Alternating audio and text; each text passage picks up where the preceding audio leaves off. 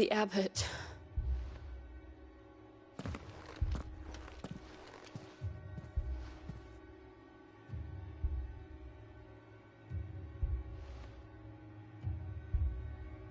The bearers died protecting him, calling upon what little magic they had left in their bodies. Clive. He's breathing.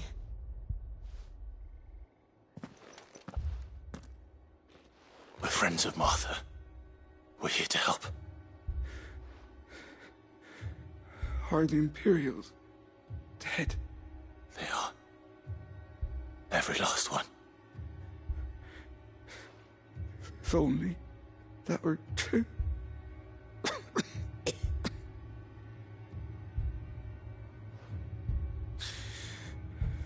The Black Shields will return.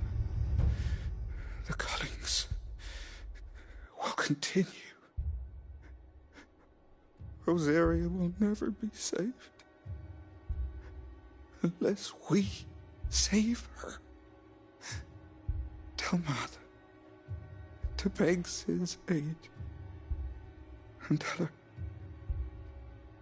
this wasn't her fault. I shall. Sid! Where are you? Sid! In here! We found a survivor! Clive. He's gone.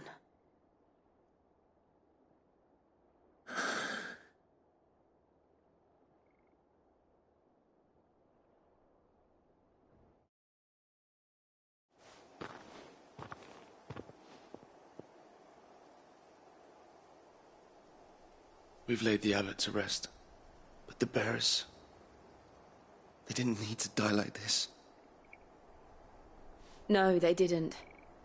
But it was their choice. They knew the fate that awaited them and chose to meet it on their terms, fighting for those who fought for them. Martha said they rose from their beds, threw themselves at the Imperials so she and the abbot could escape. I've gathered the bearers' remains. We should consign them to the tide. There's a drawbridge not far from here. Radix Jump. The currents there are swift. If the abbot was still with us, he'd have taken the dust there himself and performed the casting. I'll get someone to... I'll do it. Of course. Cole and I will remain here and see to the Imperials.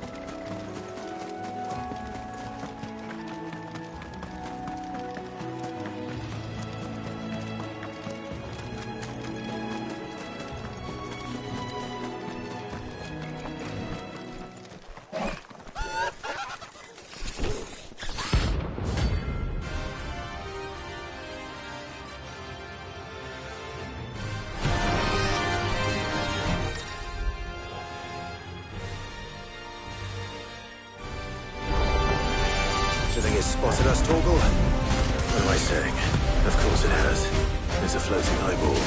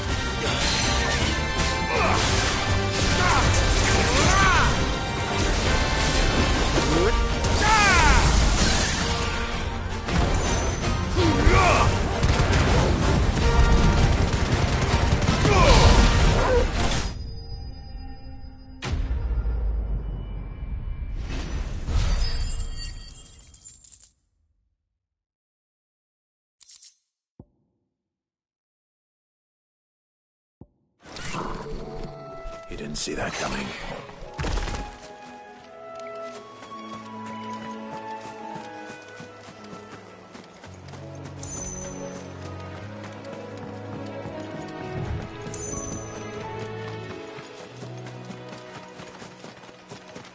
That must be the bridge.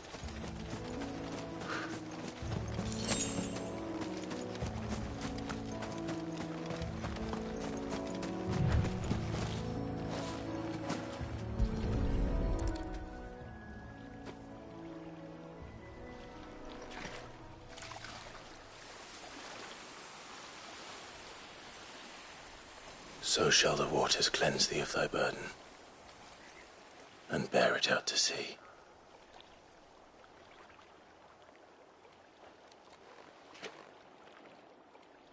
And now they are truly free. I hope so. What of the Imperials? A pyre was made. It's more than they deserve. We should go back. Cole is worried about Martha. All right.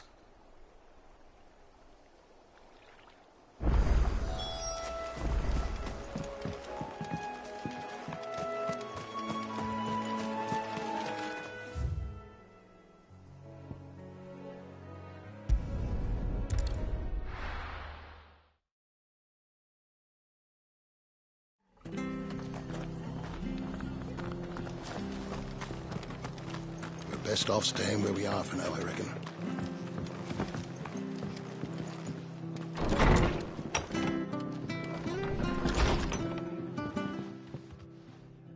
No one survived then?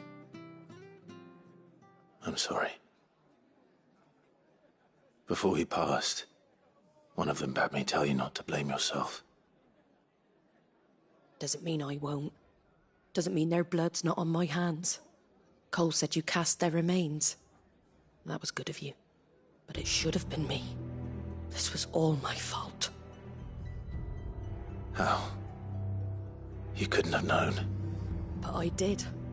And I turned a deaf ear to the warnings like the fool I am. The rumours started moons ago.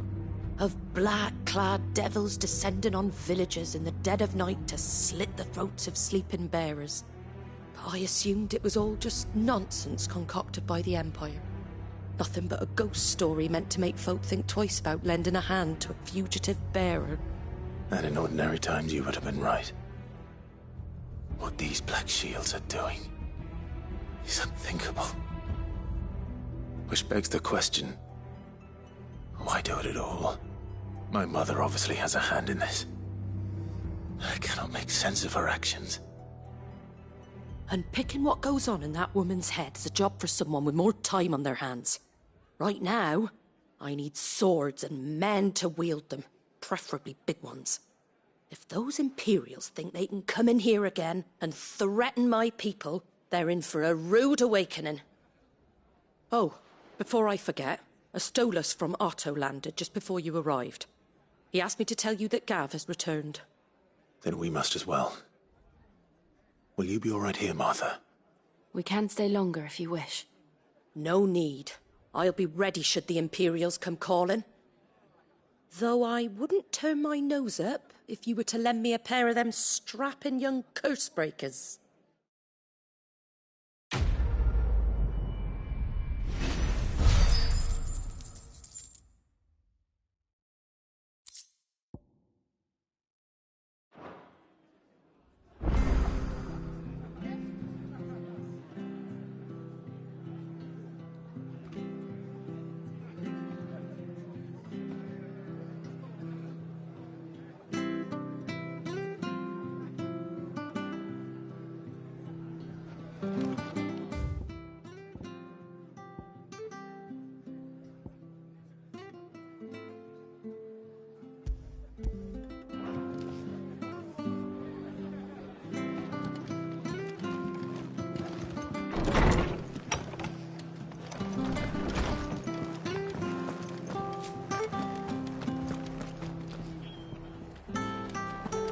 Try not to move. It'll only make it worse. Oi! You there! Don't... You handy with that sword of yours? Course you are. Bet you're a bloody marvel with the thing. Now, question is, are you willing to use it or not? 'Cause a flock of noble chocobos are in need of help. Chocobos? You heard me right. Wild birds? The big ones? And not just any chocobos at that. Whiteheart and her flock are the bravest birds you ever did see. They protect travellers round these parts from bandits and the like. Chocobos? Fighting bandits? It's true. Why, they saved me from a gang of footpads only yesterday. Nasty lot they were too. And now they're back, looking to settle the score. Oh, go on then. Don't just stand there. Go and help them. All right. There's a good lad. Where can I find these chocobos? I saw him cut across the way over yonder. The rotten scoundrels were driving the poor things towards the old dock. It's a dead end, that is. You save Whiteheart and her flock, you hear me? There ain't a pluckier bird in all the world. She's a hero to us locals. And don't worry, you'll know her when you see her right enough. I'm sure I will. And good luck to you. And give those no-good bastards a hiding from me.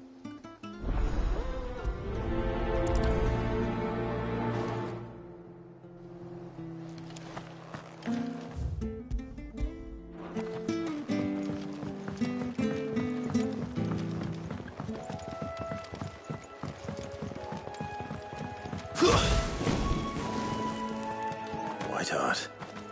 That's quite a name for a chocobo.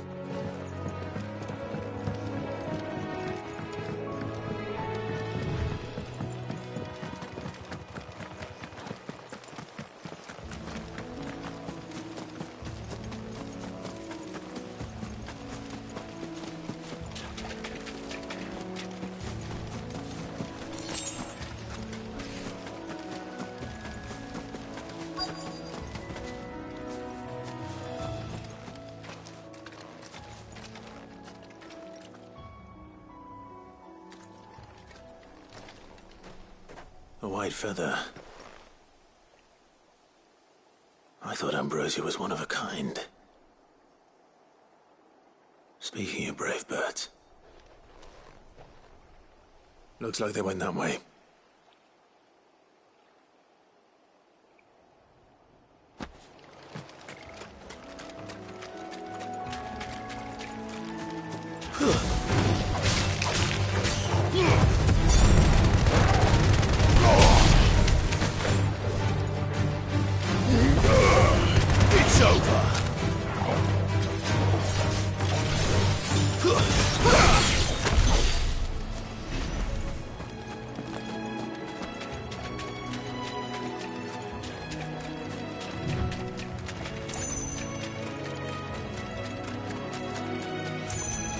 These chocobos aren't going down without a fight.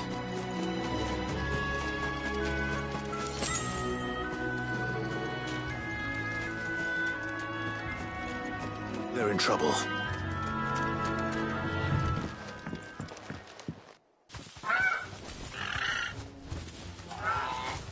We got you cornered, Feathers. You didn't think you'd seen the last of us, did you? You've been bad for business. But I reckon someone will pay good coin to mount your head on their wall.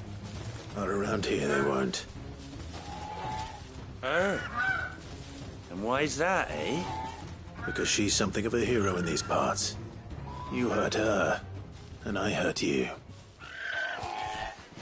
Piss off. Or better still, how about we hurt you both? All right, then. But don't say I didn't warn you.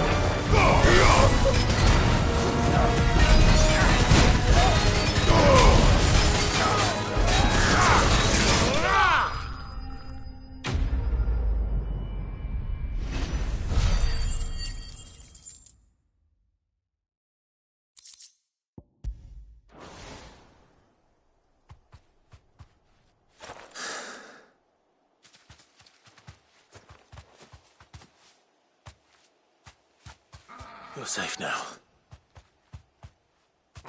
White Heart, I presume. Do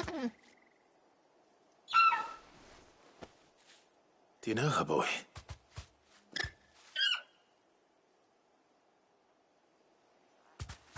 That scar. It couldn't be.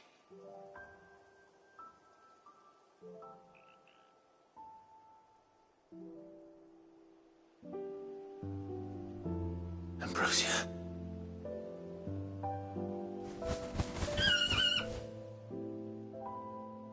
It is you. You survived.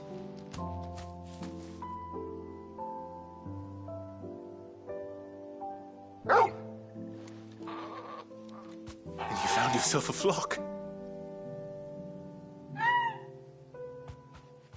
Oi!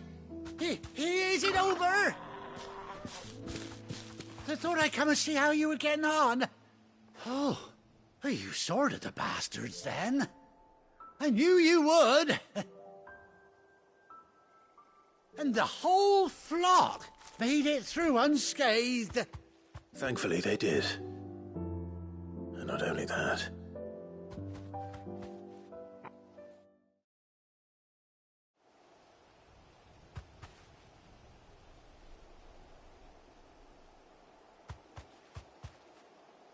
Well, I'll be. I never stopped to think our hero here might once have been someone's mount. Though I dare say she'd suit a fine fellow like yourself. Reckon our feathered friend must have learned a thing or two from her master. Kind-hearted warrior that you are. Bird like her would have cost a princely sum. You born a lord or something? Well, Oh, no, sorry. I didn't mean to pry. Don't matter who you are. You done right by me. What is it, girl? She wants her master back, I reckon.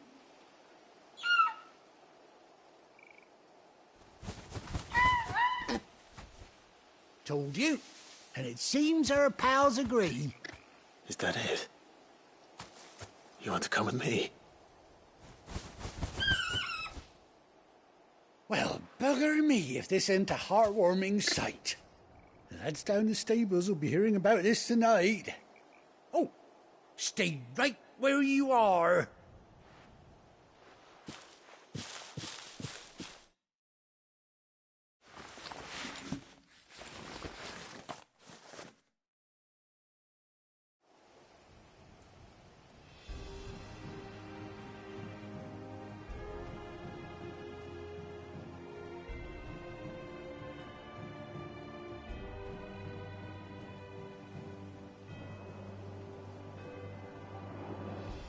Doesn't she cut an handsome figure, eh? She does indeed. How much do I owe you? A few scraps of leather's the very least I owe old Whiteheart. Oh, I'll be sad to see her go, of course. But she's earned her right to happiness and more besides. Don't you worry, we'll get along just fine without her. You hear that, Whiteheart? You've earned yourself some time off. You have fun traveling with your master now.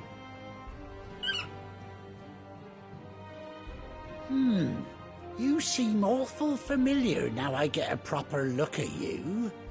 That's it. When those chocobos swarmed my cart on the road, didn't you? No, that can't be right. That fellow was a bearer. Must have been my double.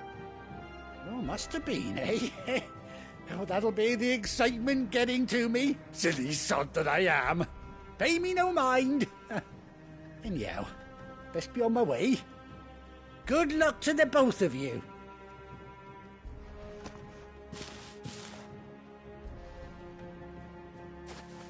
You take care of your flock for now. I'll call you when I need you.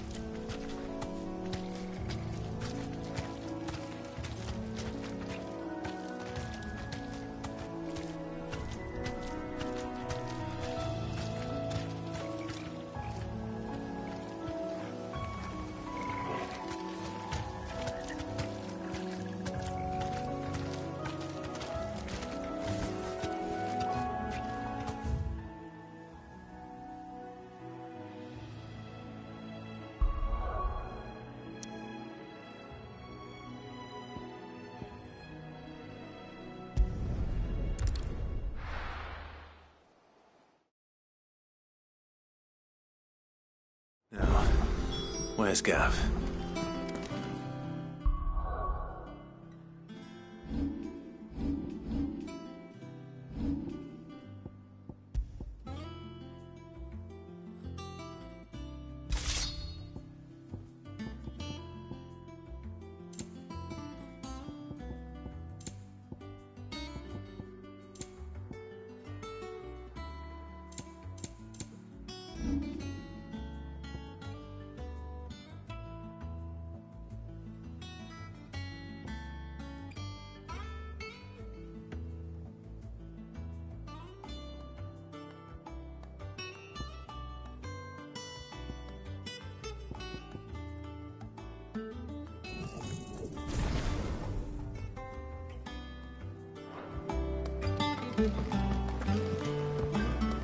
I hear there's trouble.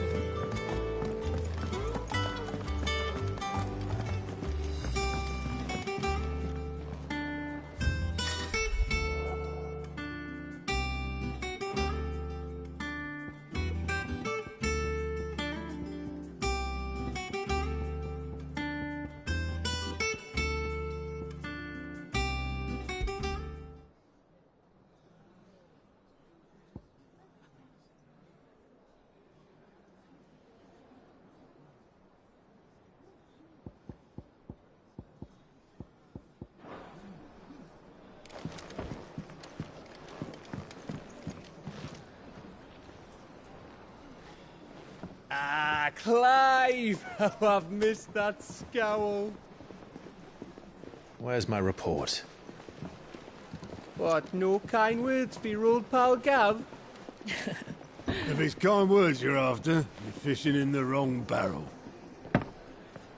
Now sit down, you fool.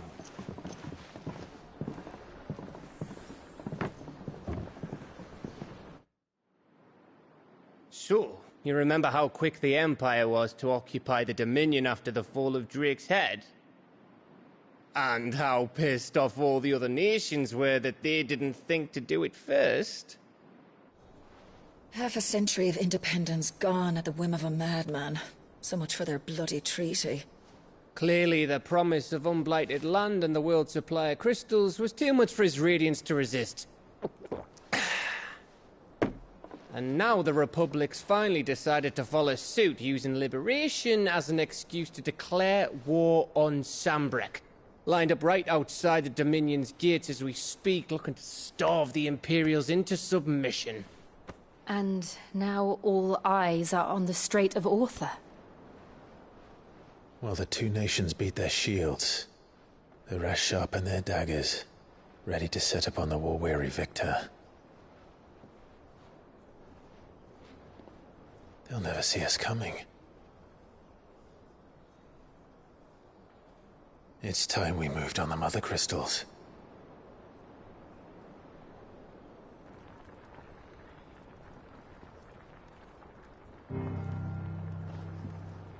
Four mother crystals remain in Storm and Ash. Drake's Breath near Ironhome. Drake's Fang in Dhalmekia. Drake's Spine in Waloed. And Drake's Tail here in the Crystalline Dominion. With the bulk of the Republican army marching to Twinside, Drake's Fang will be left exposed. That is exactly the move Kupka would anticipate. And if there is anything these past 5 years have taught us, is that he loves his traps. There is one place, however, where nobody will be expecting us to go. Drake's Breath. There's a shitload of sea between us and it, and I've never been much of a swimmer. I have an acquaintance in Port Isolde who may be able to help. Who's that then? My uncle, Byron Rossfield. Lord Byron Rossfield of the Seven High Houses, the trade magnate with holdings in over 100 cities. Wait, Rossfield. And you're a Rossfield, of course. My uncle's name gave him his start in the world, but it was his acumen which earned him his fortune, along with a handsome fleet of ships. Well, it's settled then. What are we waiting for, eh? Huh?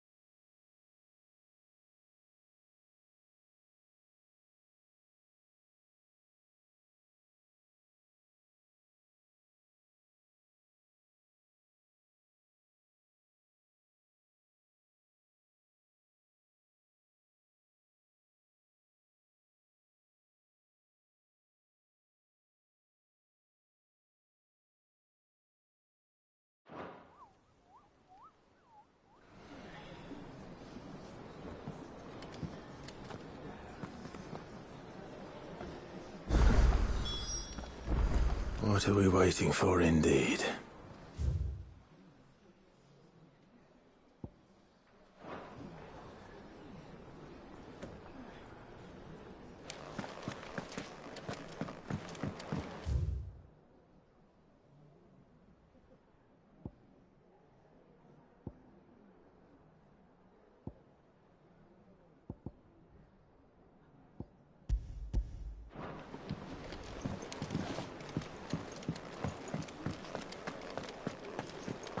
I think it's right to touch him. What do you need? A Sancfordian, do you?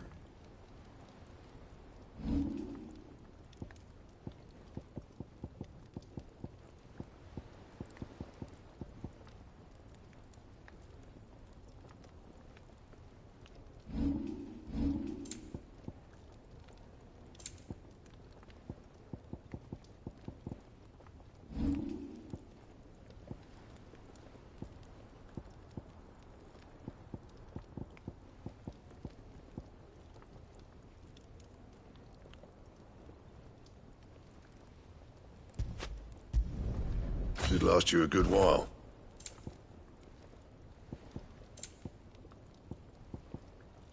And?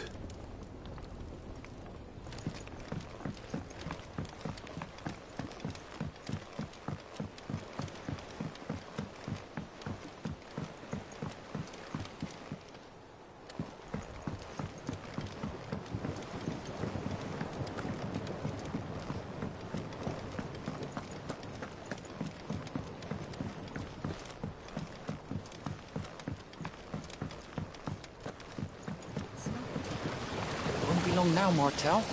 You'll try your... Sid, I was hoping to speak to you. Is everything all right? Oh, yeah, it's just... Well, as you know, we've been trying to grow fruit down here.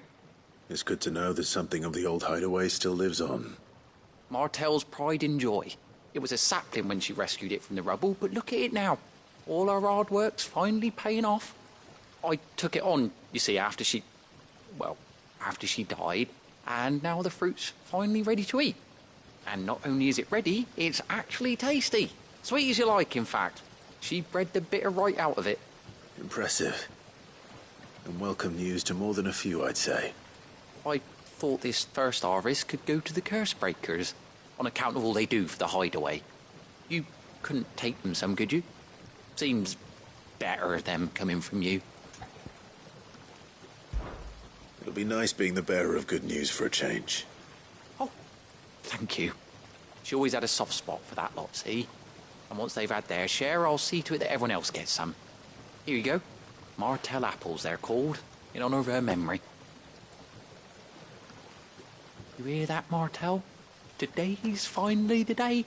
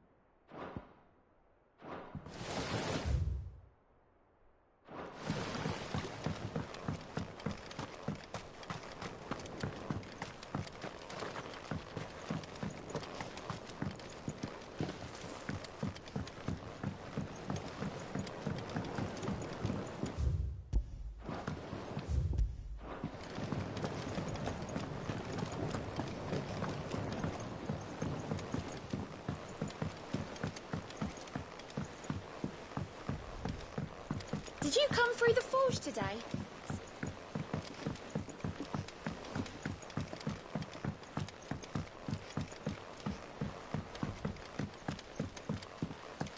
And you say Sid built this place? Perhaps they're old enough for the sins of...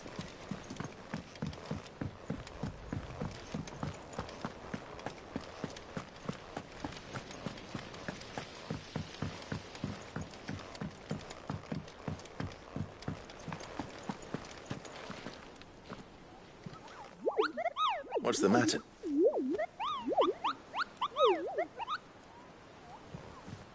The hunt board? It's where the Cursebreakers post sightings of particularly fearsome beasts. Those that might pose a threat to our operations if they were left to roam free. Just because they can't be dealt with when they're spotted, doesn't mean they can't be dealt with later. Was that what you wanted to know?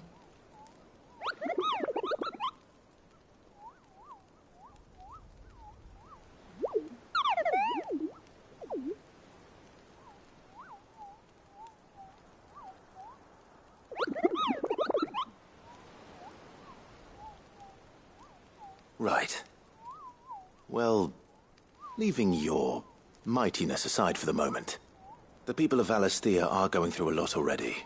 What with the Blight and the war, the last thing they need is ungodly fiends terrorizing them on top of everything else. So if the Cursebreakers are too busy to help, then perhaps I can. Or at least I can try.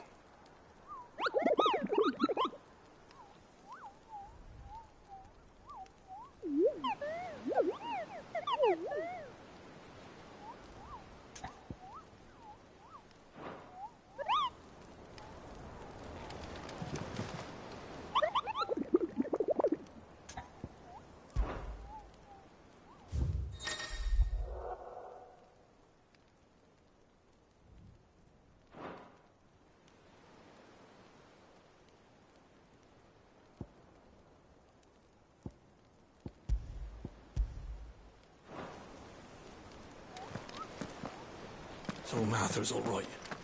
Yeah. Others weren't so lucky, though.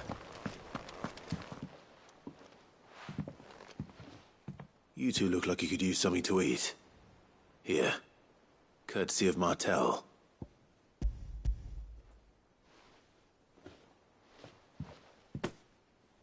Martel. Now, where have I heard that name before? Weren't she the girl from the Furrows? Course she was. An odd sort, that one. Loved plants more than people. Aye, and brave as a bane might. Remember when she ran back into the hideaway to collect them trees when Titan attacked? Wait. These aren't those apples, are they? Well, I'll be. She'd have been proud, and rightly so.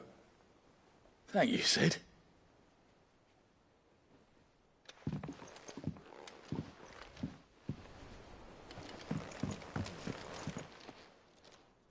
A gift from the backyard. For your service.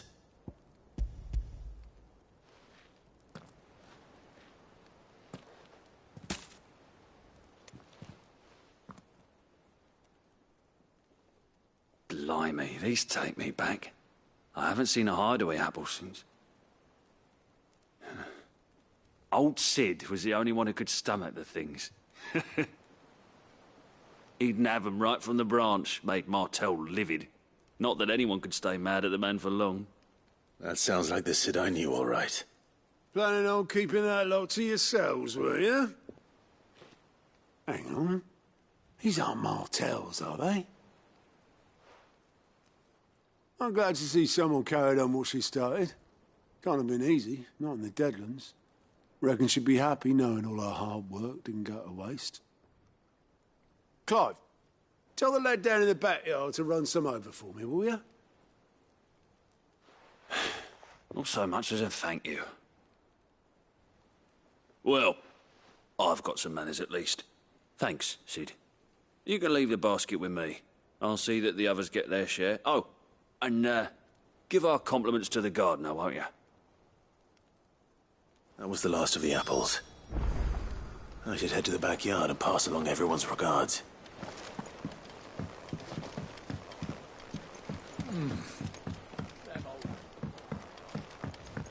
That broom's as ragged as goat's locks. I hear there's trouble in Rosaria.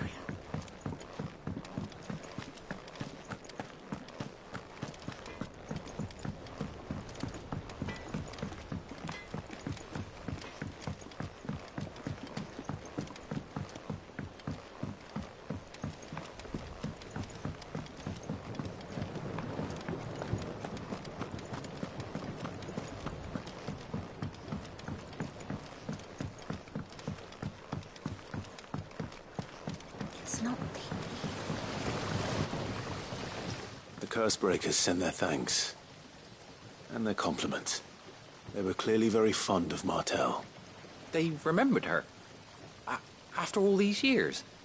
I suppose she was very kind, even to a tongue-tied lummox like me. You were one of the good ones, Martell.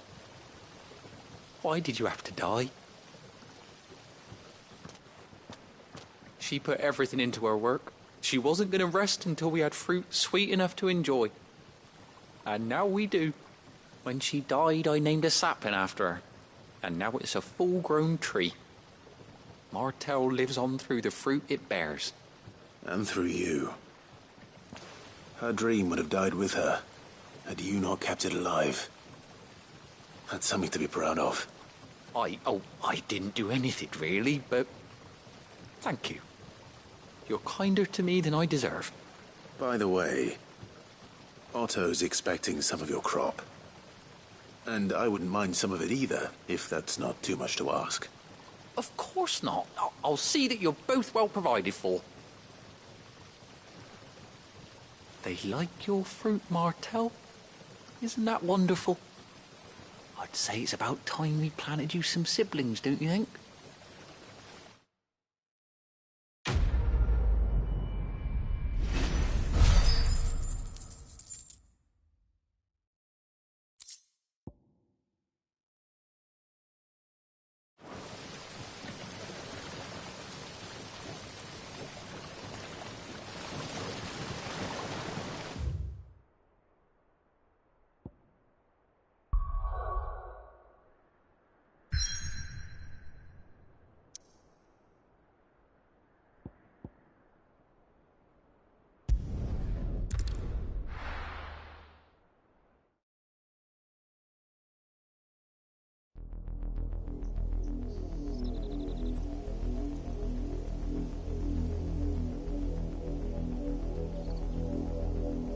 Do you think it was wise to leave, Gav?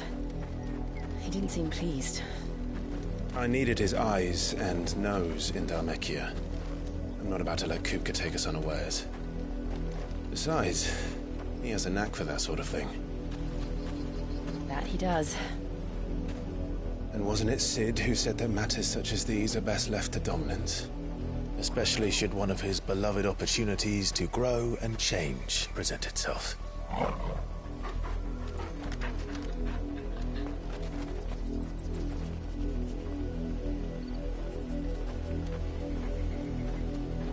I always knew that I would return one day.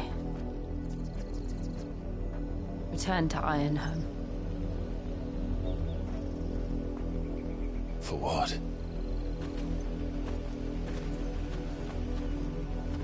After learning the truth, you were given the chance to face your past. If I am to continue at your side, I must do the same.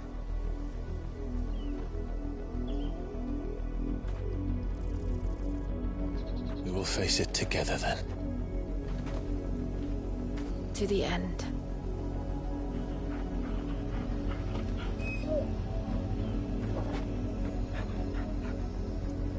Come on.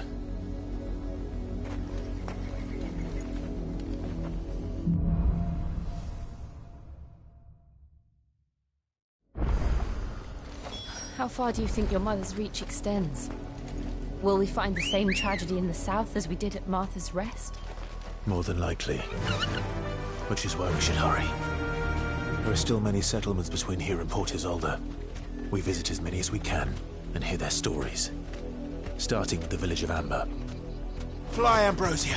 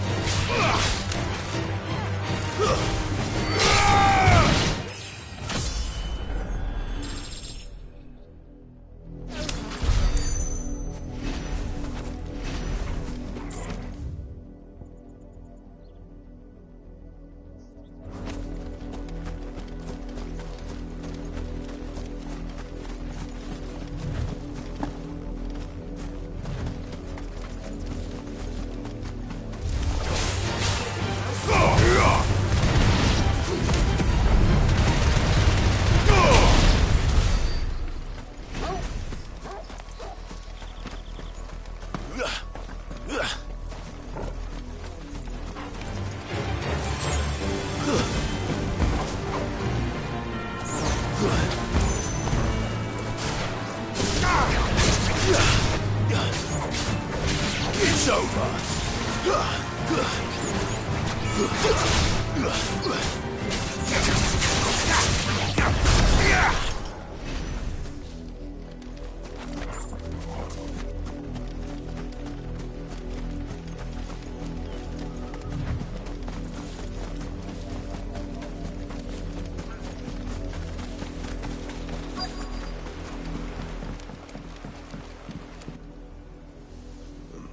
Mockery of justice is what it is. Lord Elwyn would never have stood for this. Quiet, you! Nothing, we're loyalists. Jill, look.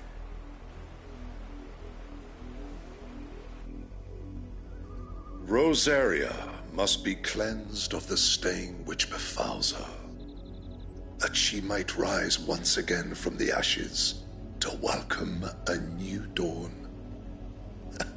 'Twould be a pity to make examples of you all for the transgressions of but a handful. Of course, your lordship. You shall have our full cooperation.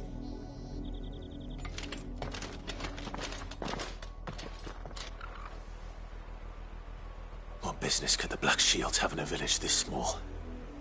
There's barely room to hide a bearer. Then they must be here for something else. You fancy dancing a gallows jig like the miller's son? All right. I heard you the first time.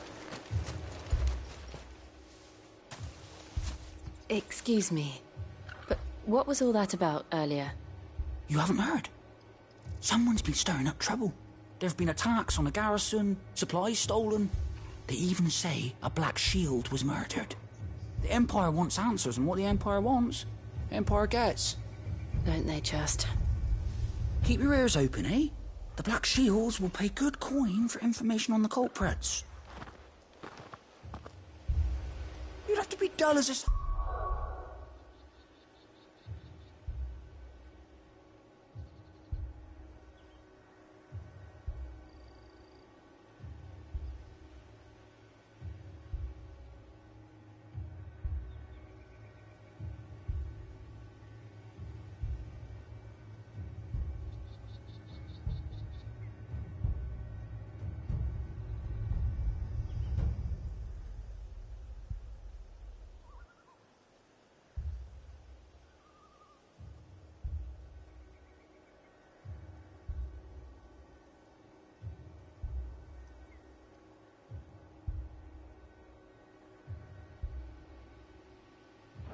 Stones to think you could take on the Empire? What with their 100 full legions? 100? You're going hunting for outlaws. How'd you like that, boy?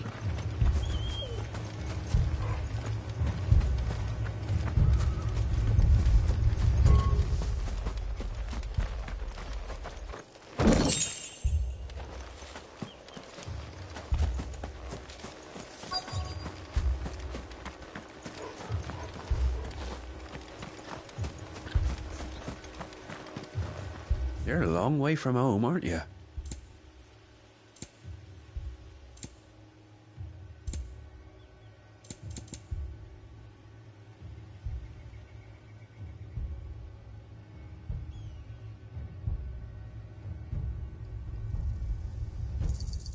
There you are. I suppose we won't be seeing you again.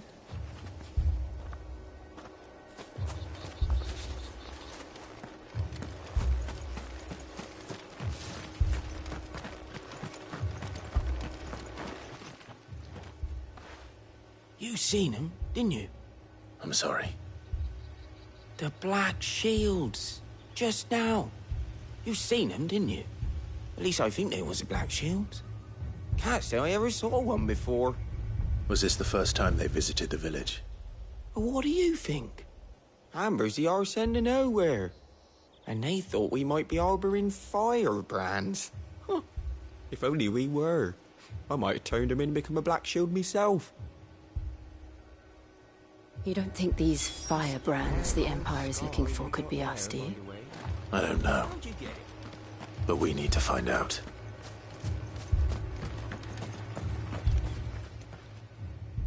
Greetings, friend. We are travelers. I know that. What do you want? We couldn't help noticing those Imperial soldiers who were here earlier. Don't you go telling these strangers a thing. I speak for the people of this village, and we have nothing more to say to you. You are to leave Amber and never come back. May I at least ask why? I don't know who you are or what brings you here, but your presence puts us all in grave danger. The Empire is a harsh master. Its demands are great, and its justice swift. But as long as we keep our heads down and pay our tributes, we are left alone. Some might call it submission. But if it will spare my people the Viceroy's wrath, then I will gladly submit. This village will not become another Eastpool. Then we shall be on our way.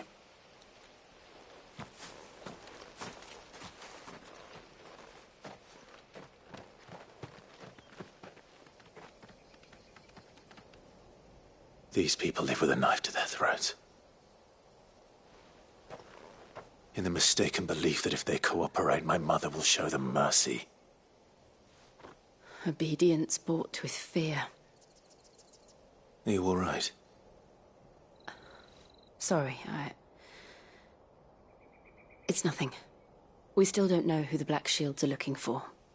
Well, whoever they are, the Imperials deem them worth pursuing to the back of beyond. But other than Martha, who else in Rosari would have the courage to stand against the Empire? A new ally would certainly be welcome. Can we find them before the Imperials do? Perhaps the next village will yield more answers. Perhaps.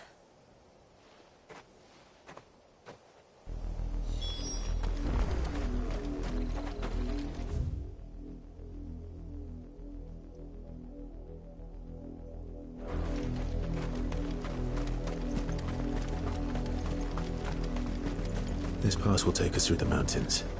And directly into the path of whoever or whatever lurks here.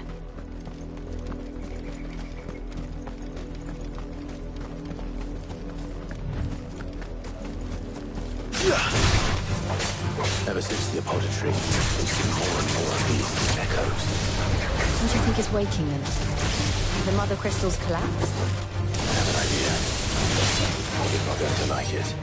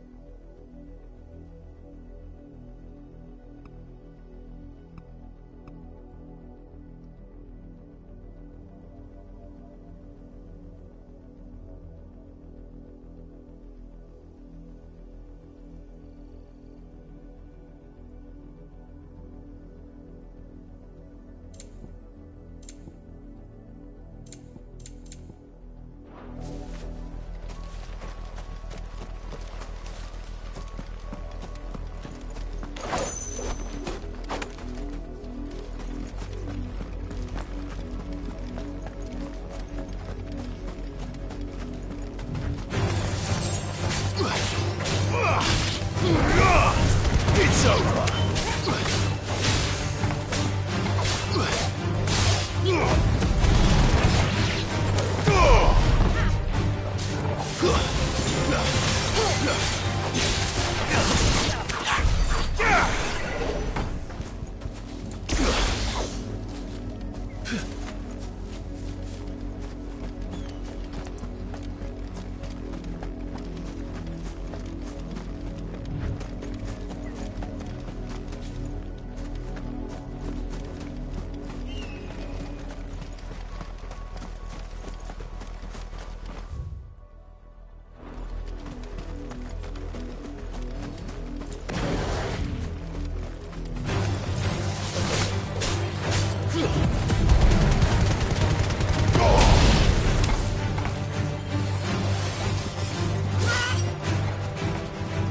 Waken wins!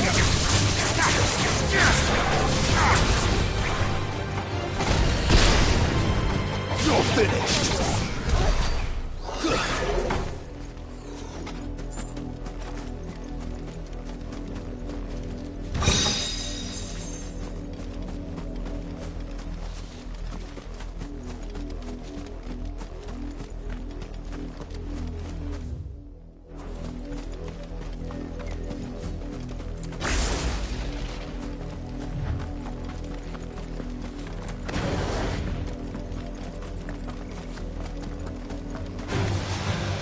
More of my mother's men.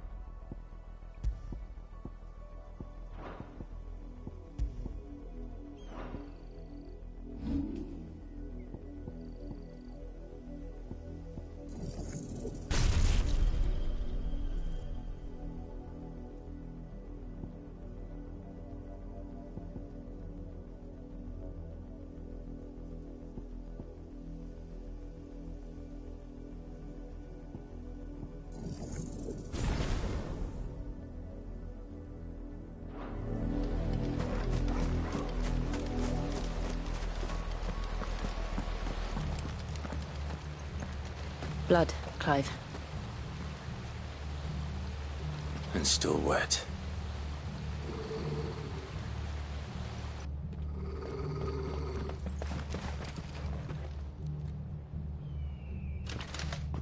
You were told to stay in your homes. The Black Shields. You know who we are. And still, you would bear your steel. Why then, we owe you our thanks. You have saved us the trouble of an interrogation. To dwell in darkness, that we may purge the night and welcome lasting dawn. On these, our swords we swear. Say that again. I'll show you a true shield of Rosaria. Bravo! To me!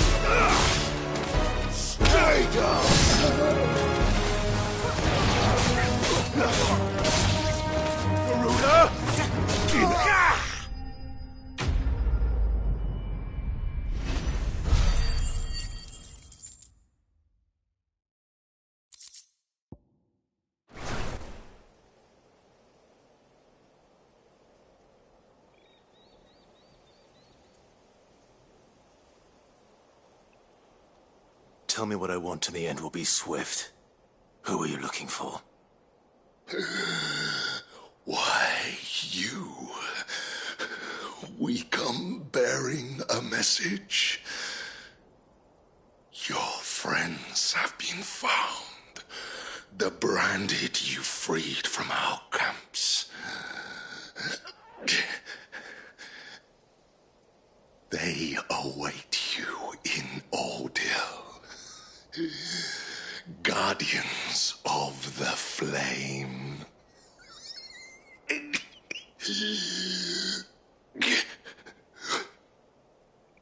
Those are Old Hill's gates. Then we hurry.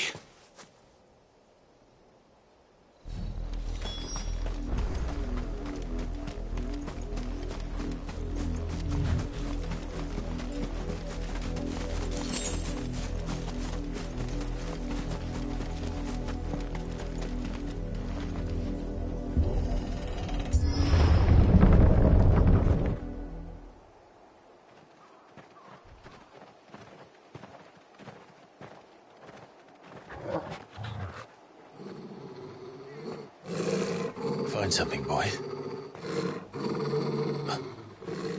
Death.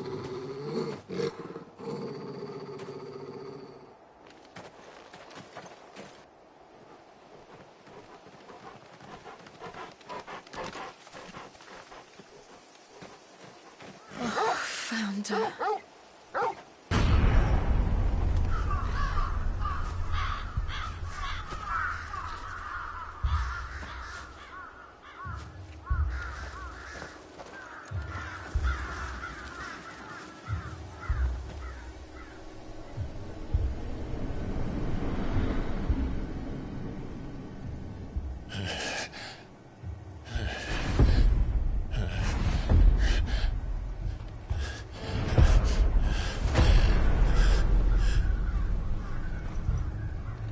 This was my mother's doing.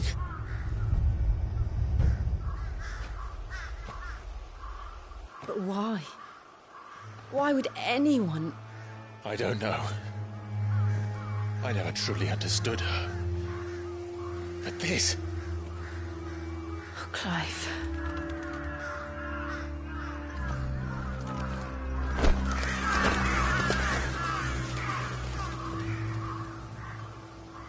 I will learn what madness drives her, and I will end it.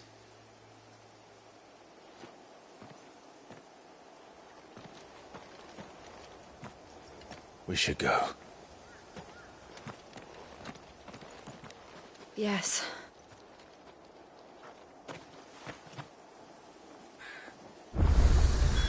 We can't leave them here like this. We won't. But if the Black Shields have made it this far south, they may already be in Port Isolde.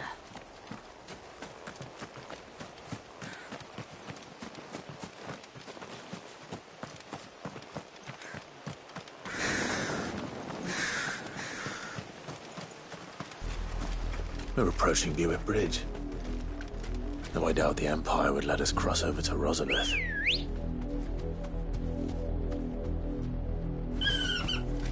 Ready, girl?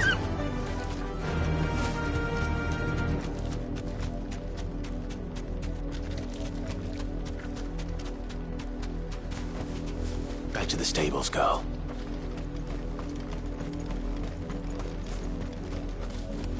Didn't happen to come by way of Oldhill, did you? Saw some Imperials clad in black making for the docks just the other day. They're all Rosarian. But this is their home.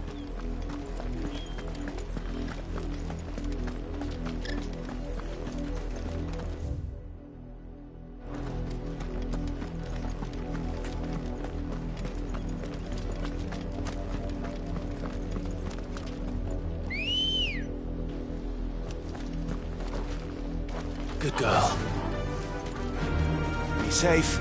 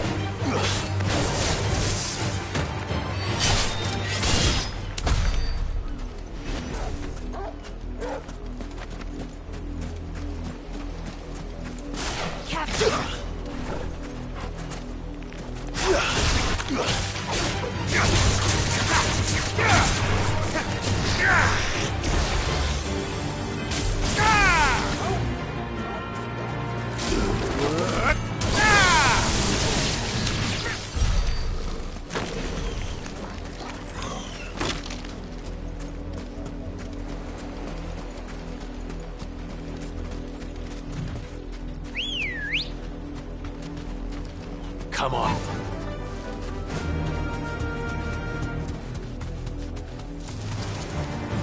Thanks, Cal.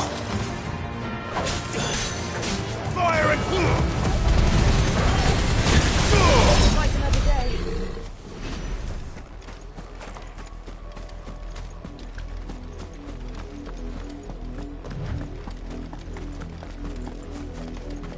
The Lazarus. What happened to this place? My mother happened. The nobles who lived here didn't stand a chance.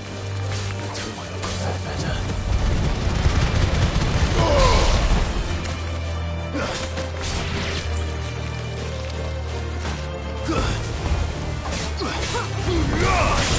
You're finished.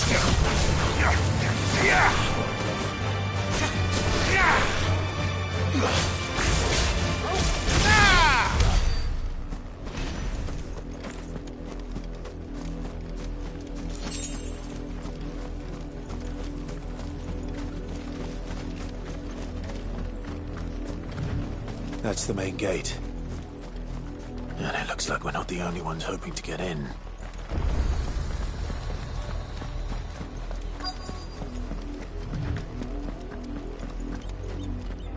Let us pass! My children are starving! Have mercy.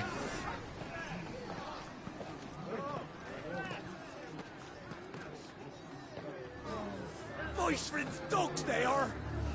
You can't ignore us forever! Let us in, or we'll die on your doorstep! Better out there than in here! Oh, get enough Fuck off! And you chinless bastards! Those crystals belong to us all! I said, where were you, filth? Back to your stalls! Cut you down where you stand! Destroy it! No chance of slipping through unnoticed. We'll need to find another way in.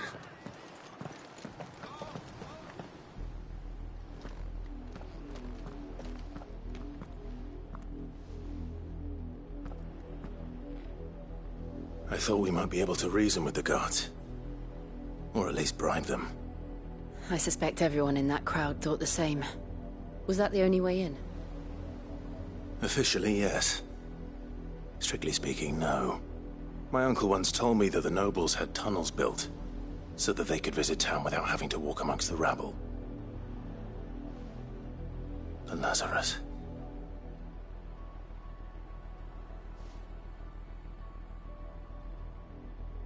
We'll find our way into the city there. If you're sure. The entire place looked abandoned. Do you think it's safe? As long as it is abandoned.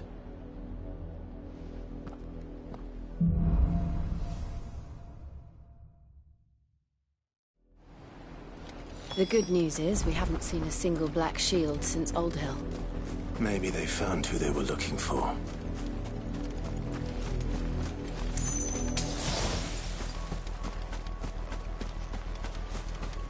That's better.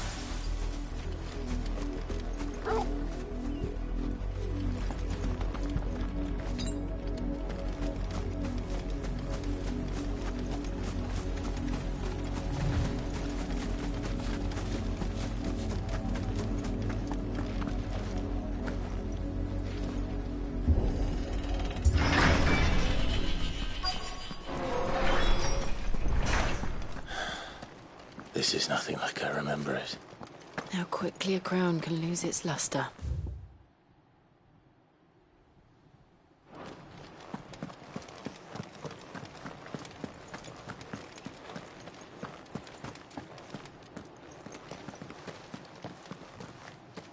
Not abandoned, then.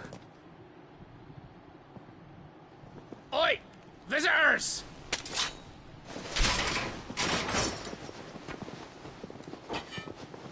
Apologies. We'll show ourselves out.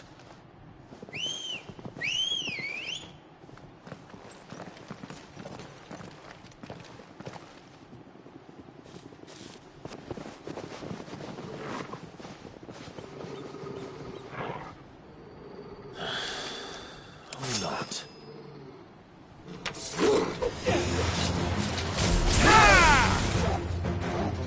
Stay down!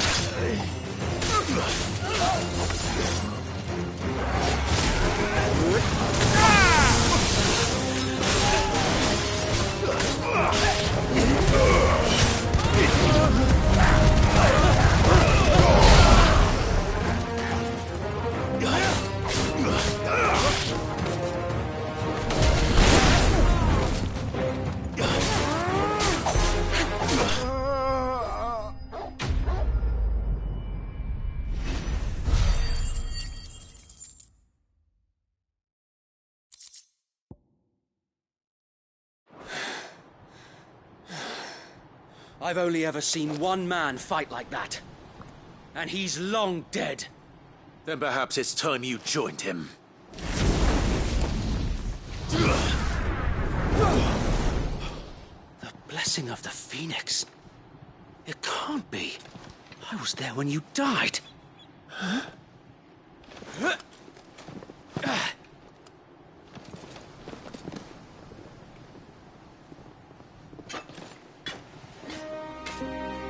Forgive me, my lord. I knew not whom I addressed. You have naught to fear from us. Founder, it really is you. It is. So wait.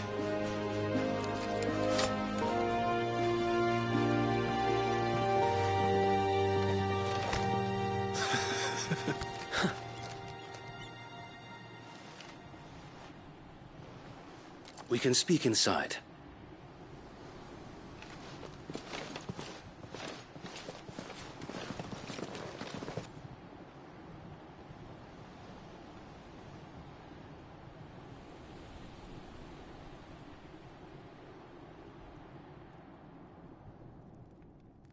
And those who wouldn't bend the knee?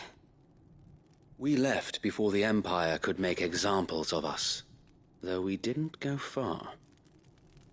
And we banded together to form the Guardians of the Flame soon after. Alas, There is only so much a handful of aging shields can do against the might of an empire. But we've seen to it that their stay has been anything but pleasant. Of late, though, we've had our hands full just trying to keep the Duchy's few remaining bearers out of the Imperial's clutches. The Cullings. We saw what happened in Old Hill. Aye, the foul work of the Black Shields and their mistress. You mean my mother? But it doesn't make sense. Even knowing what I know about her. Her hatred for bearers was no secret, but she wouldn't have been ignorant of their value to the realm.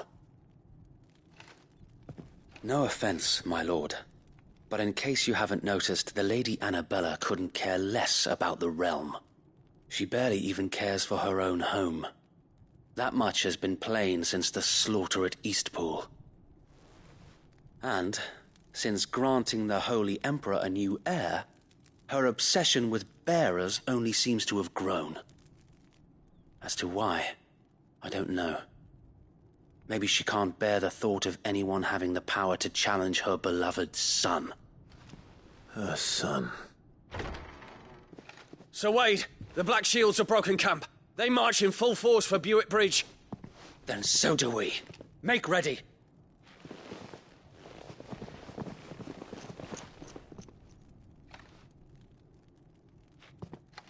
This is their main host. If we remove the head, perhaps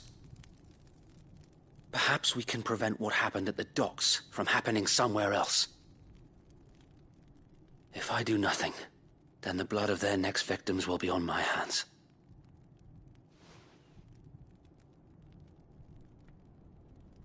Yours and ours. We too have witnessed the crimes these men who dare call themselves shields have committed in my mother's name.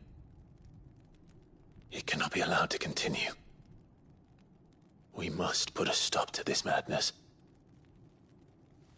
We must. So let us go with you.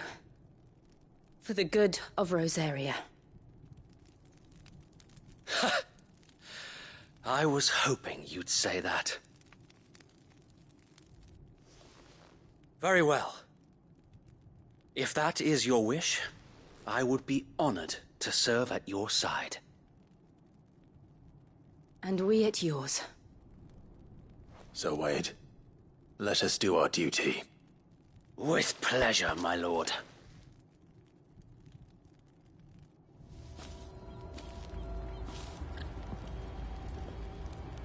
I imagine this endeavor will require more than just our wits.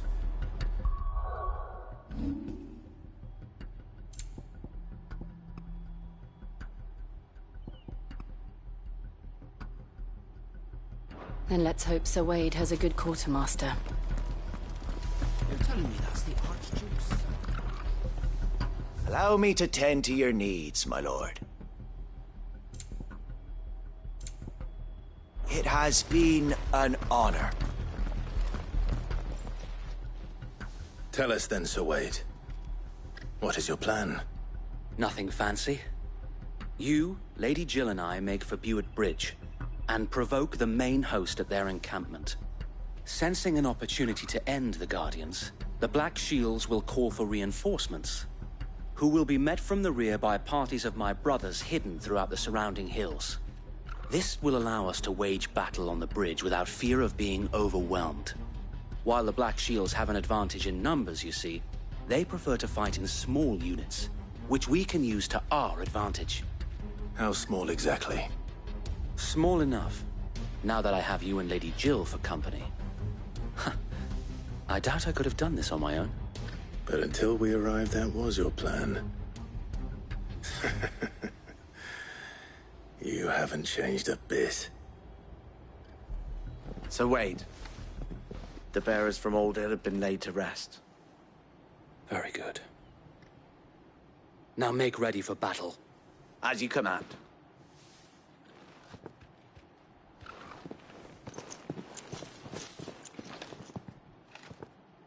Thank you, Sir Wade. Perhaps now they will find peace.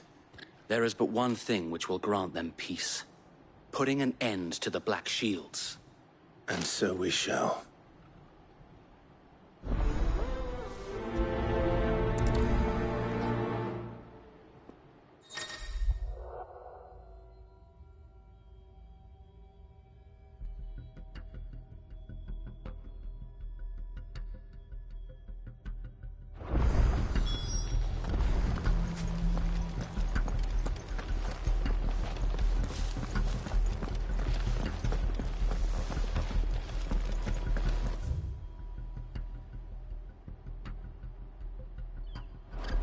We'll keep them from the... May the blessing of the Phoenix go with you.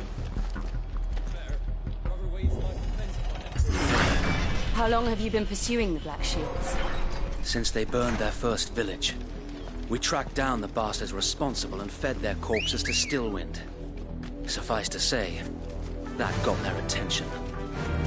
It's been a game of cat and mouse ever since. Fly, Ambrosia.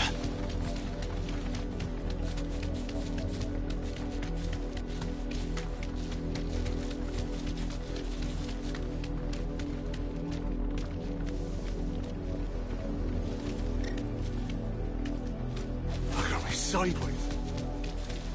Come along now. There they are.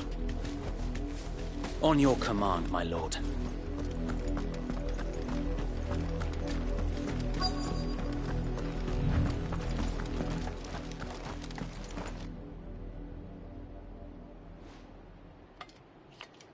What is it now? I told you! We bear a message for the Vicereine. From the Guardians of the Flame. Ha! You presume to tell us that a pair of filthy vagabonds, a woman and a dog, could guard aught against the might of the Black Shields? Then come! Die along with your flame! For Azaria! For Azaria! Your petty revolution ends here. On these our swords we swear.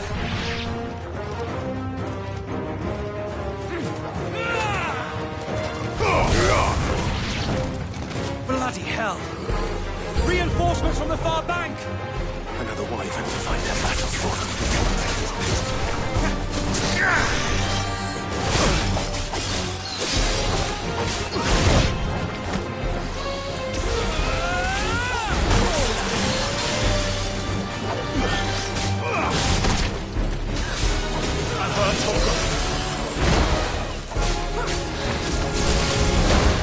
More dragons! Worms. The Imperials aren't taking any chances. I can't say I'm flattered.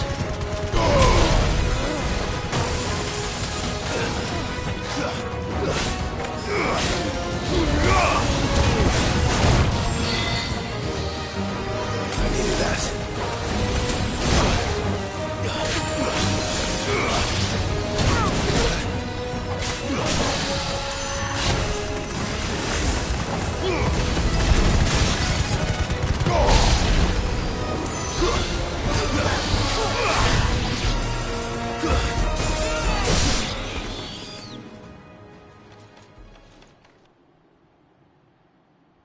A noble stand, albeit a misguided one. In taking it, you have but proven our point. That this land is in dire need of cleansing. Nice boy.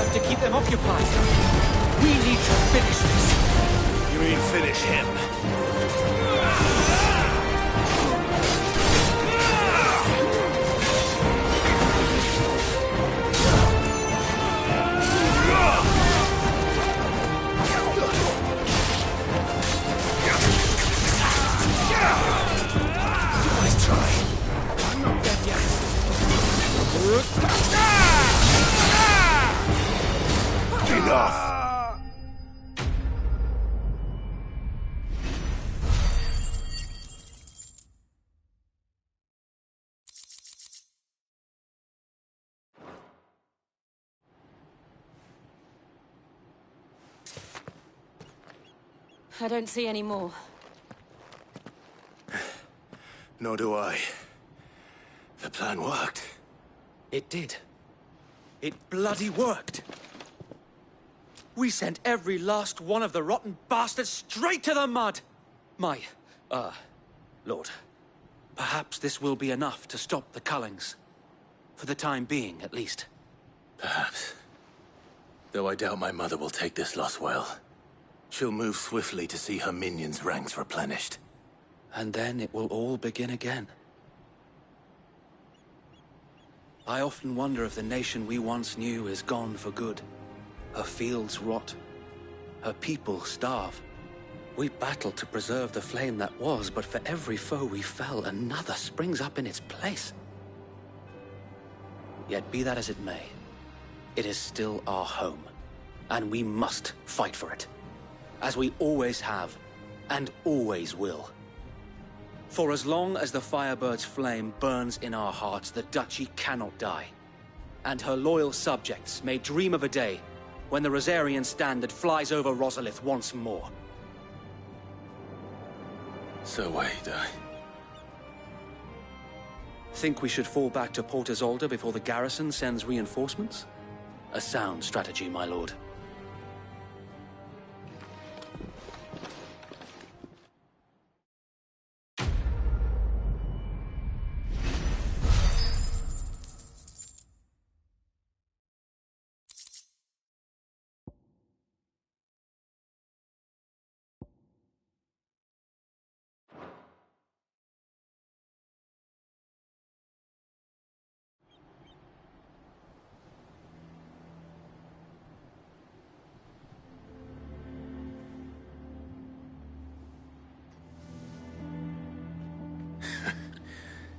And how long has my uncle been funding you and your comrades' endeavors?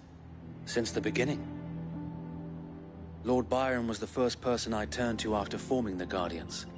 And had I known of this tunnel back then, I wouldn't almost have been hanged by the city guard for trying to sneak over the wall. I suppose a formal request for an audience would have appeared suspicious. And appearances must be maintained. Were the Vice-Regency to catch wind of Lord Byron's involvement in our movement, they'd seize his estate and send him to the gallows, where he would be of no use to anyone. And so, though it sickens him to the soul, he plays the part of the loyal lord, knowing that one wrong move might prove his downfall. It is why he remains ever vigilant. Don't be surprised if he refuses you an audience, especially since you're famously dead. Then I will have to think of a way to prove that I am neither wraith nor wrongdoer. I might have something which could help with the latter. It's the mark of the Guardians. Display it, and those who love Rosaria will know where your loyalties lie.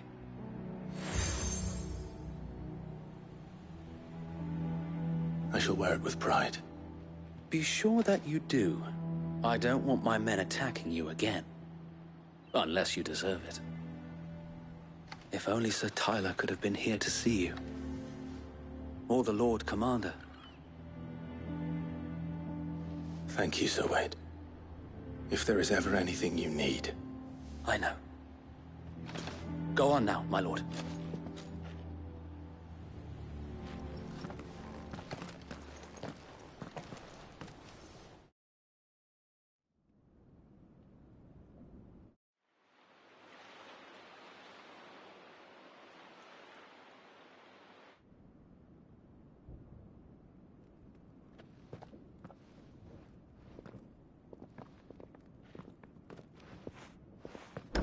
How accommodating.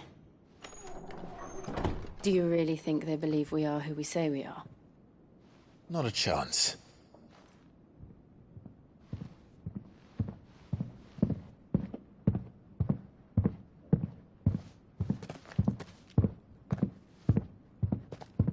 Right, I guess. My uncle believes we're imposters here to rob him. And means to string us up himself.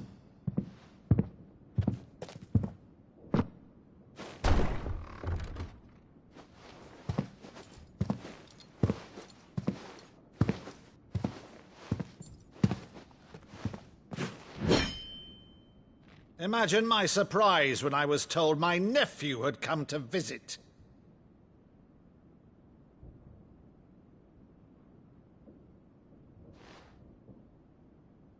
Clive Rosfield died long ago.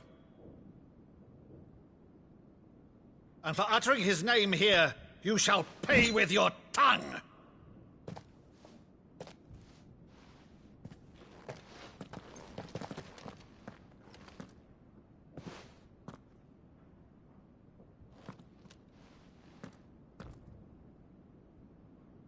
You would mock me as well?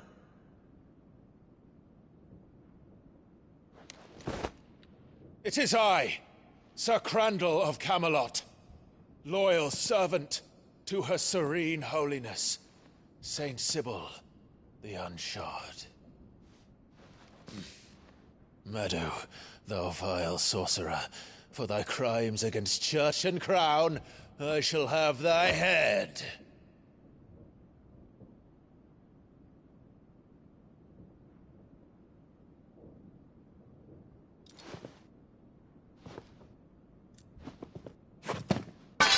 Curse thee, infectious flax wench.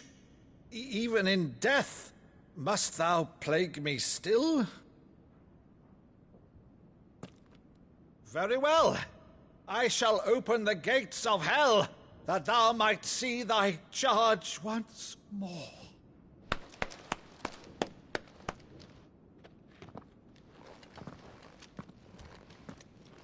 Bravo, Uncle. You're still the finest Meadow in the twins. Oh, Clive, my dear boy, it's really you.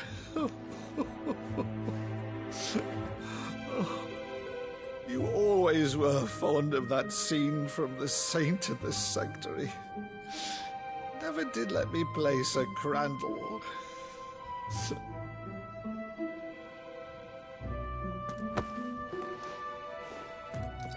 I have a favor to ask, Uncle Byron. Rutherford, inform the kitchens. There'll be guests. We dine immediately. But, Uncle...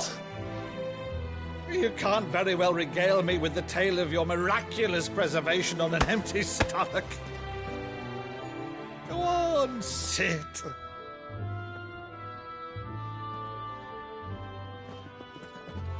See that you use the good plates, Rutherford.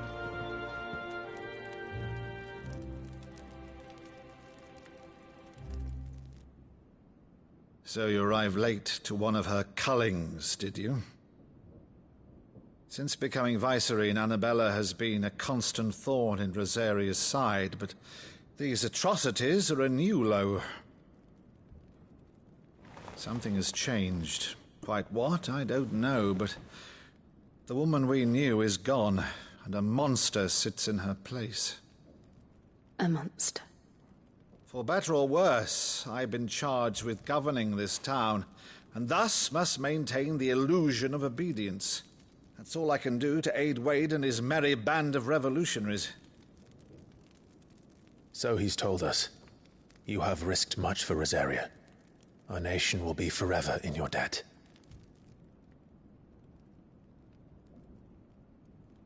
It has been 20 years, Clive.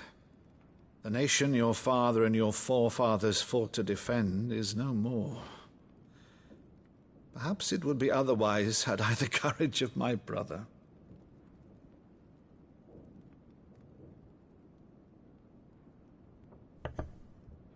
All right, if it's a ship you require, a ship you shall have.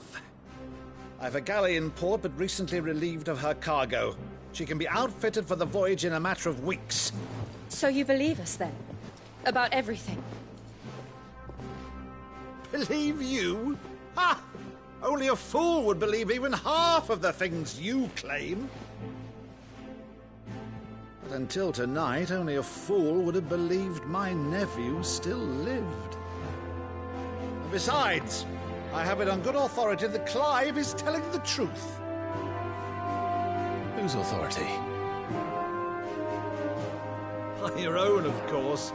You've always been a terrible liar. Is that true? It's not untrue. Let's say no more about it, eh? It wouldn't do to linger on my nephew's greatest failing.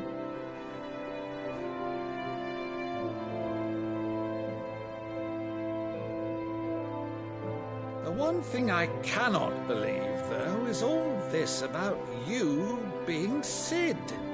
You were always such a good boy, but now you're quite the outlaw.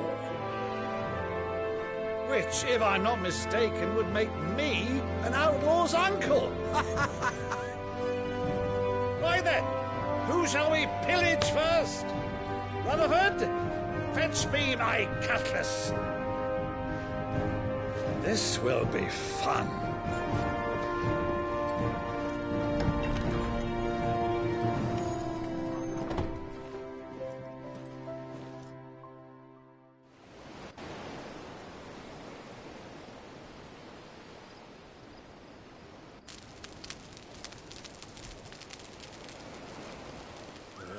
Over there. Go on. She's a fine ship, isn't she? Once outfitted, she'll bear us across the boiling sea to Drustinus in the space of 3 days.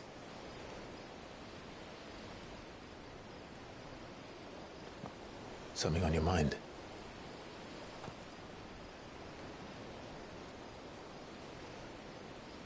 Monsters.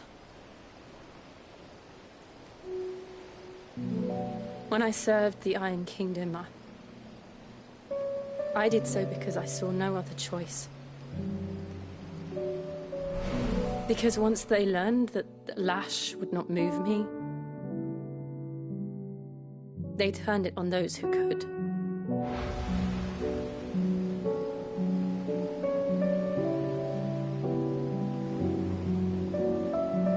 And so I became their puppet. I let them pull my strings, telling myself it was not my hand that swung the sword, but another's.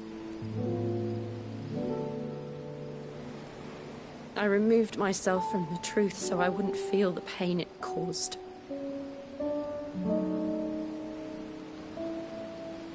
And before I knew it, I no longer felt anything. Anything at all.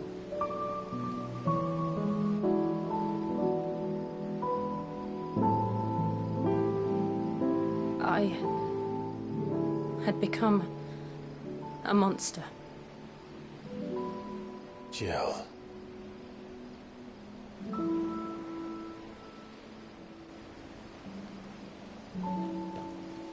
I don't want to be a monster, Clive. Do you understand? I want to choose a different path, a better path. To live on my own terms. But before I can do that, I need to come to terms with my past.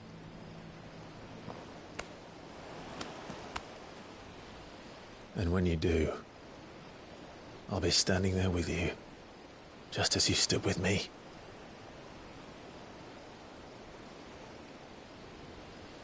Thank you, Clive. I must atone for my sins. Only then, when it's done, will the monster cease to be. Just promise me that you won't die with it.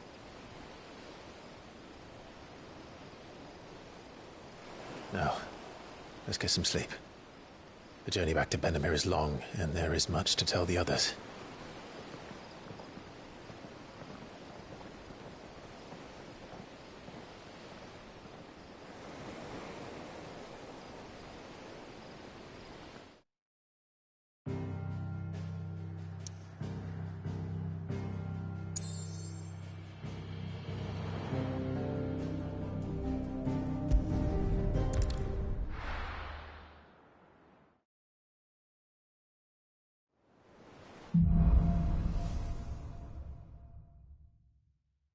Only the Founder knows what awaits us in the Iron Kingdom.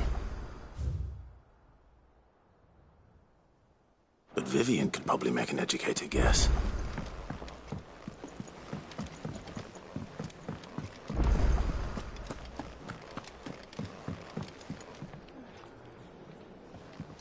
I didn't take you for a scholar, Ivan. Oh, this? It's Valisthea, a culinary pilgrimage. I borrowed it from old tomes. Seems there's no creature in the realm so foul it can't be cooked up into something delicious. Think I'll stick to the unfoul ones, thanks. Oh, where's your sense of adventure, Sid? Honestly, one glance at these recipes, and even you would trade in your sword for a butcher's cleaver. From spit roasts to sweetmeats, this book has them all. What I wouldn't give to bring these recipes to life. If it's my blessing you're hoping for, then by all means. Well, I'm no hunter, Sid. The first ton of worm I came across would be the death of me. But you're made of sterner stuff. Would you help me resurrect one of these recipes?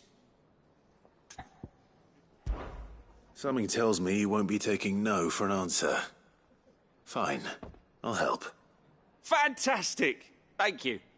So, dare I ask what's on the menu? Chance's Stew. It was once a favourite among the gourmands of Oriflamme, if the author is to be believed. Though Molly's never heard of it. The only problem is that while the recipe is extremely detailed in most respects, it's infuriatingly cryptic as to the main ingredient.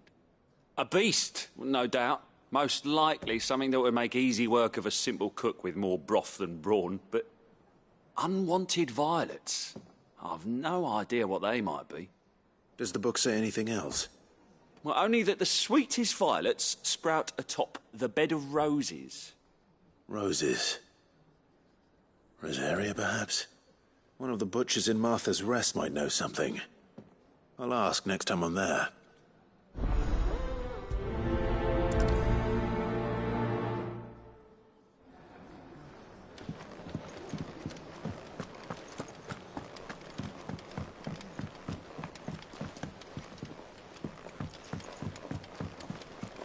I could have sworn we had a few more.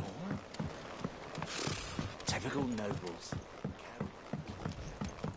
How did we never hear new about these billets guardians being of the flame? Oh, Clive! Welcome to the Patron's Whisper. The Patron's Whisper? Does that mean someone else is taking care of our friend's donations? Oh, no, that's still me. It's just Karen has her toll, Blackthorn has his hammer. I thought a new name might liven things up. I still catalogue every item that arrives, in addition to setting aside those tokens of appreciation the sender has specified are to be presented to you personally. Would you like to see if we have any?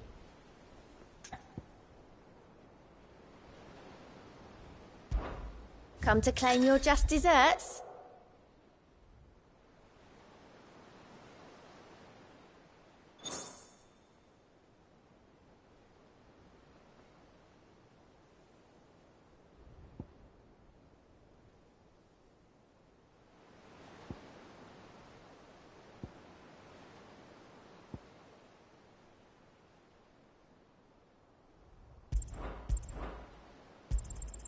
You earned this.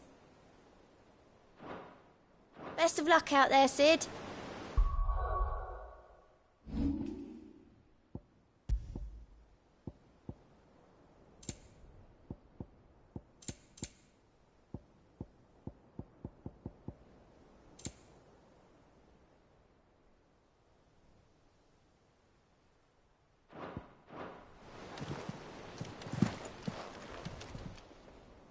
Clive!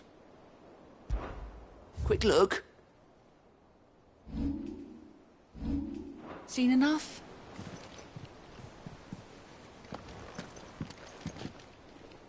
Clive! Oh, am I glad to see you? Is something wrong? Well, it's Blackthorn. He ain't himself. And if I'm honest, he ain't been for a while. Normally it only takes a couple of drinks to perk him back up, but not this time. Something's getting him down. And whatever it is, he ain't telling. It's like he's lost his spark, you know? He's barely got enough fire in his belly to get the ump about stuff. But I'm thinking he might if we both bent his ear, 'cause he respects you, innit? So, what do you say? Fine. If you think it will help. I knew you'd understand. But if he doesn't want to talk, we let him be. He'll open up when he's ready. All right. Now, he'll only smell a rat if we both turn up at once. So, I'll go first, and you can meet us at the forge. Wait a bit, then head over when you're ready.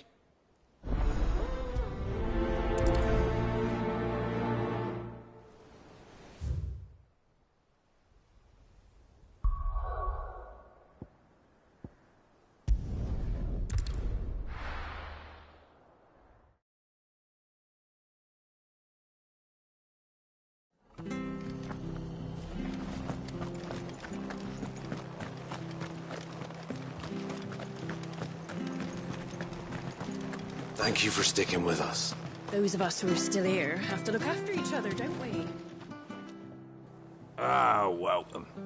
Times may be hard, but if you got the gill, I got the goods. What can I do you for?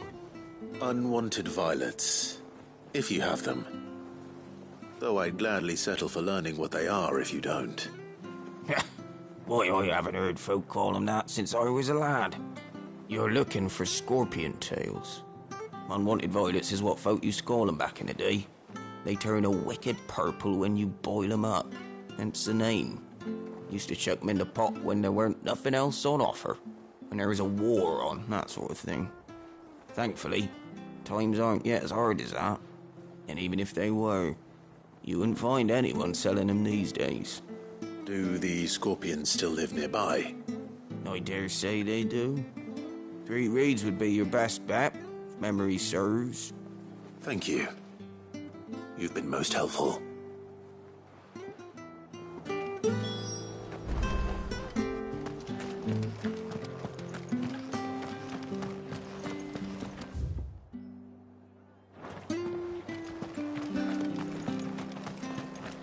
Stay sharp. After what the Empire is demanding. Don't you go causing any trouble now.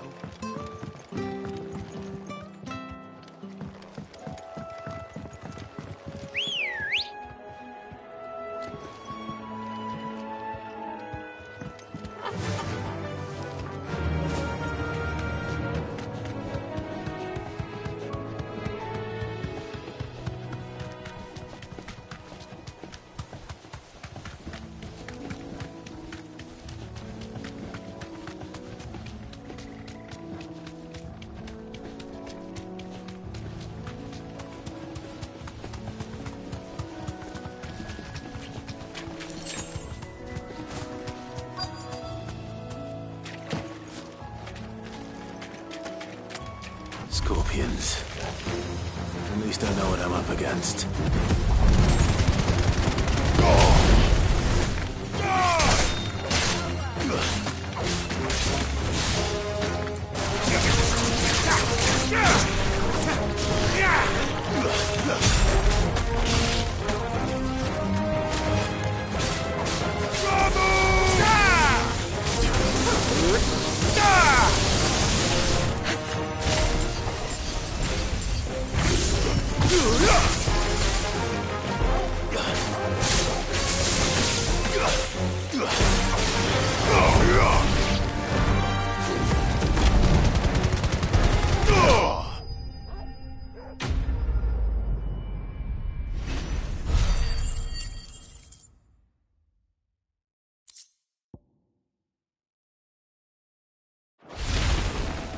I better get this back to Yvonne before it goes bad.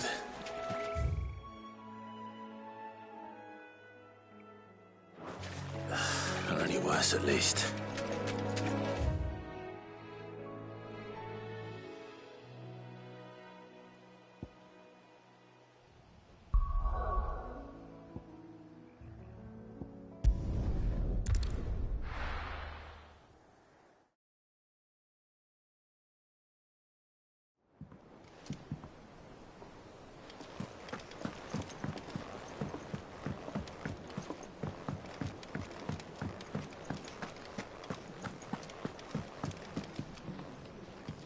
Did you find our mystery ingredient?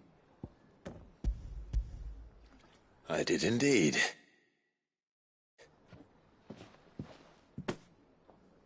Marvellous! Let's see.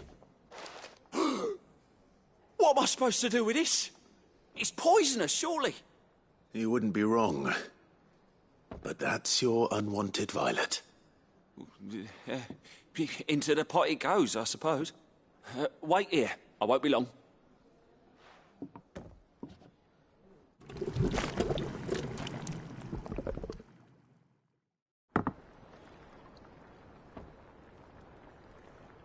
I present Chance's Stew, risen once again from the ashes of obscurity. Grab a spoon, Sid. Let's eat while it's hot. I'm, not hungry. Well, it'll be too late once I've licked the bowl clean. Your loss.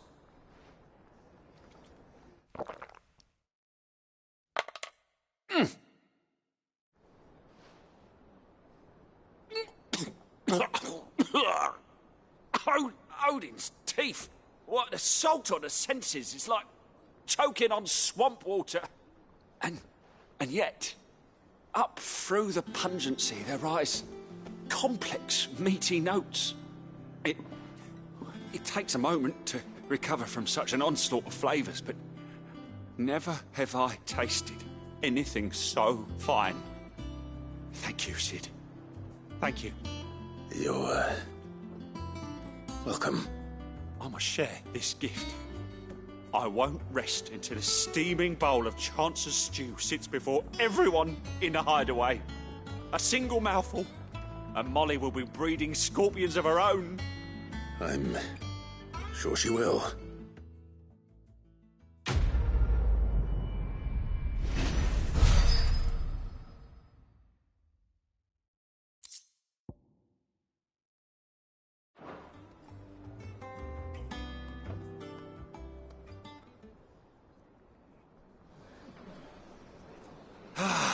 Well, that...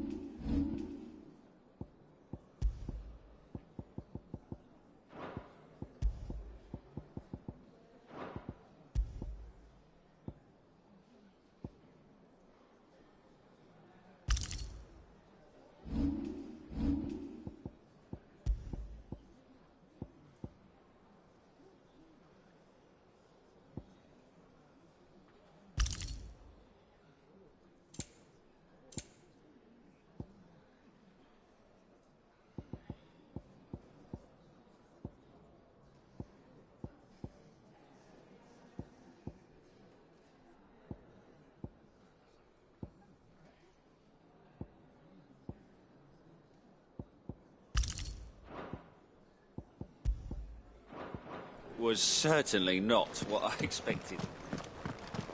That monster's taken quite a liking to Lady Karen.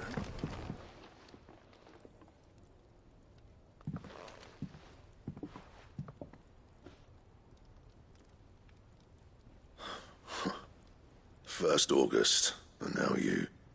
What are you pair up to? What's it got to do with me? August was worried that something had been weighing on your mind. I thought you might want to talk about it. Did you now? I told you not to stick your nose in my business. What'd you go and do? Clive just wants to help, innit? What's so bad about that? Talk to him. You never know, you might feel better for getting it all out in the open. Please, mate. I'm worried about you. Phil shut you up. It's nothing, really. Stupid. Not the sort of thing you bother people about. Why don't you tell us all the same?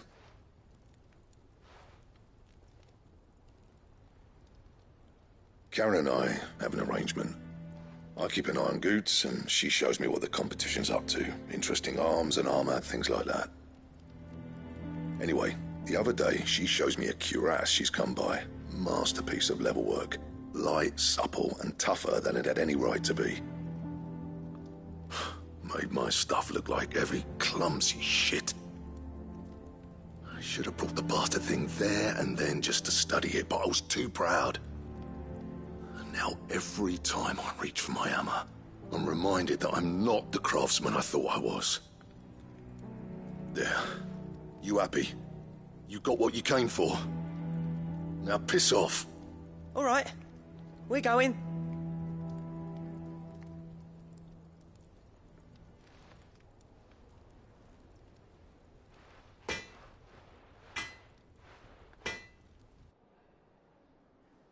I always thought of old Blackthorn as a bit of a force of nature. Like a storm cloud full of ale. Didn't think anything could rattle him. Least of all a stupid piece of leather. Blackthorn's always taken pride in his craft. Questioning it means questioning himself. Something tells me this is only going to get worse. If he has doubts, it will affect his work, which will only add to his problems. We need to nip this in the bud. I couldn't agree more. He said he should have bought that cuirass. Perhaps we should track it down for him. Assuming you're happy to help, that is. Too bloody right I am. Glad to hear it. First things first, then. We need to speak to Karen.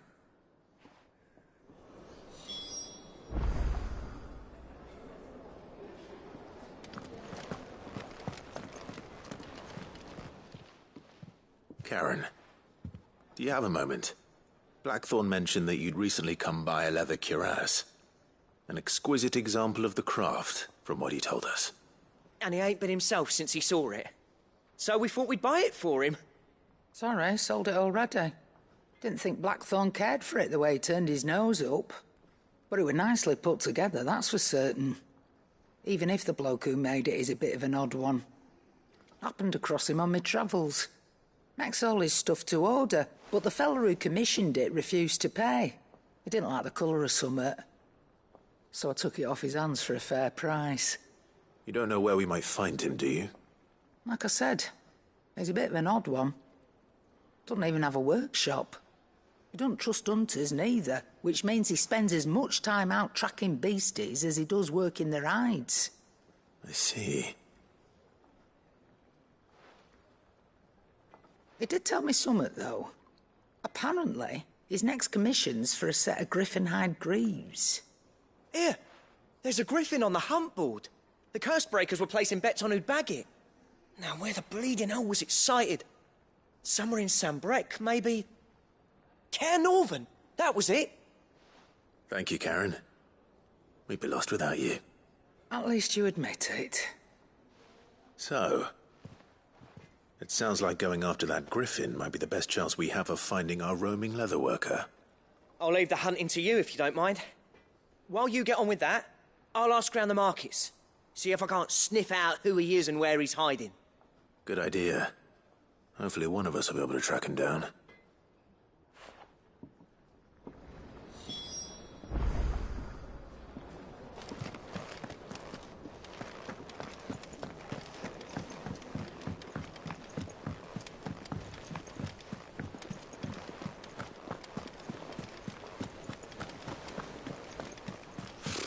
Typical nobles.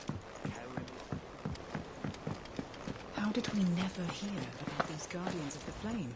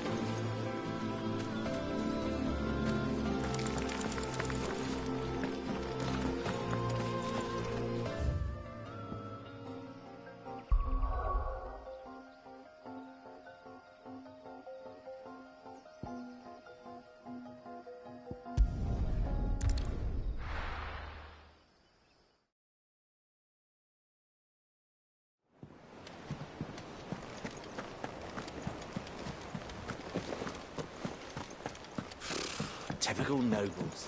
Cowering behind.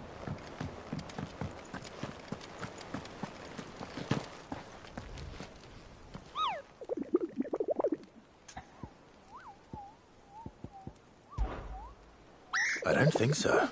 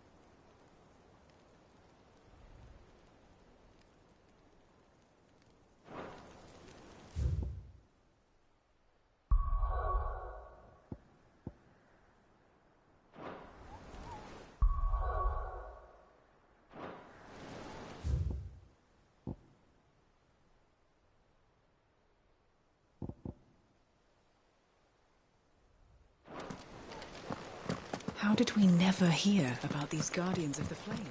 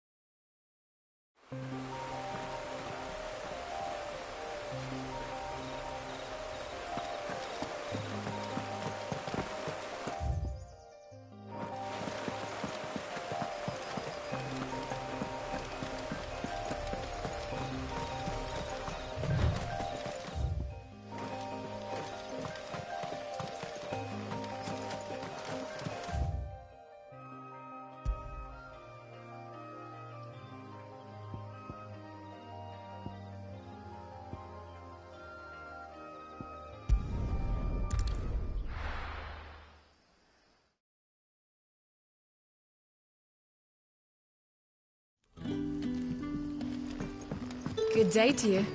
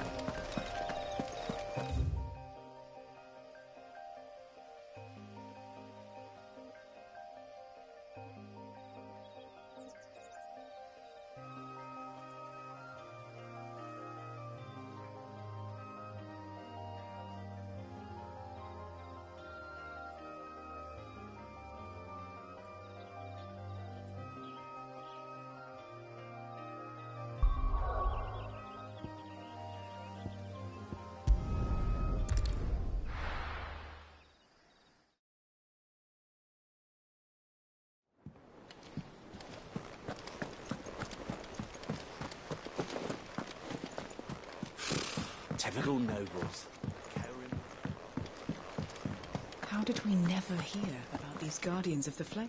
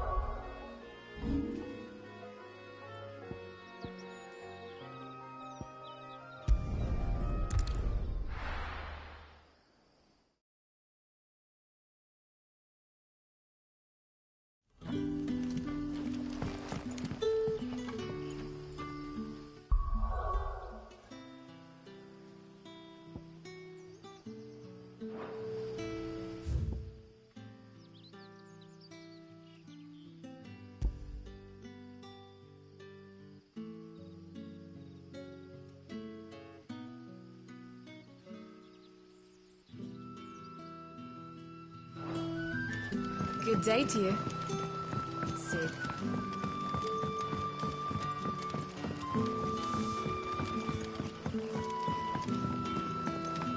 You're quite talented with that rod of yours.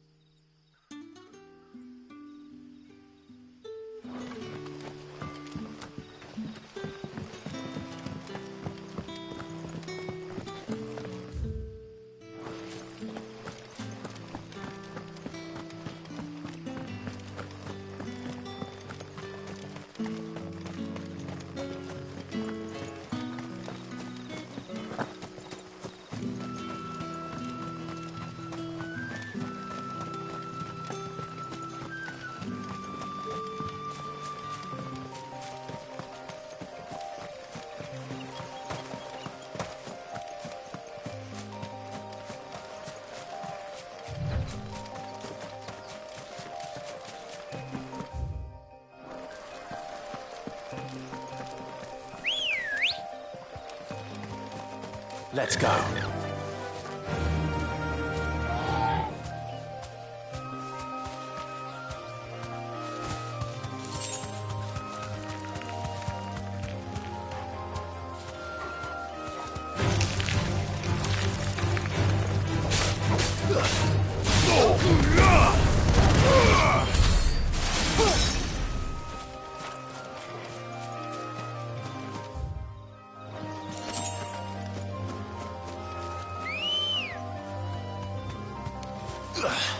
Come on.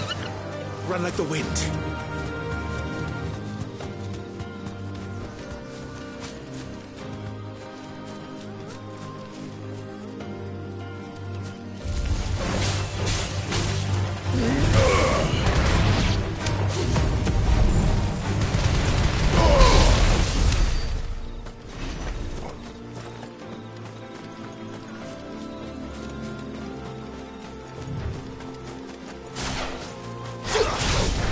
This won't be easy.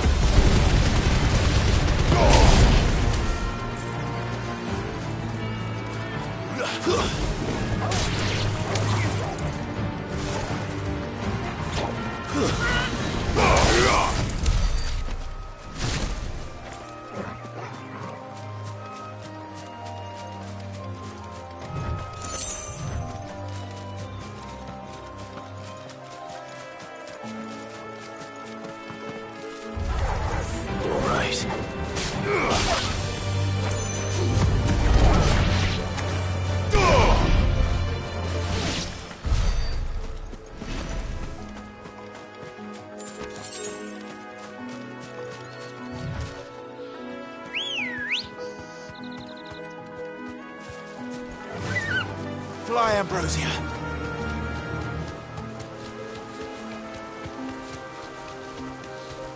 Griffins don't exactly make for easy prey. Let's hope our craftsman hasn't bitten off more than he can chew.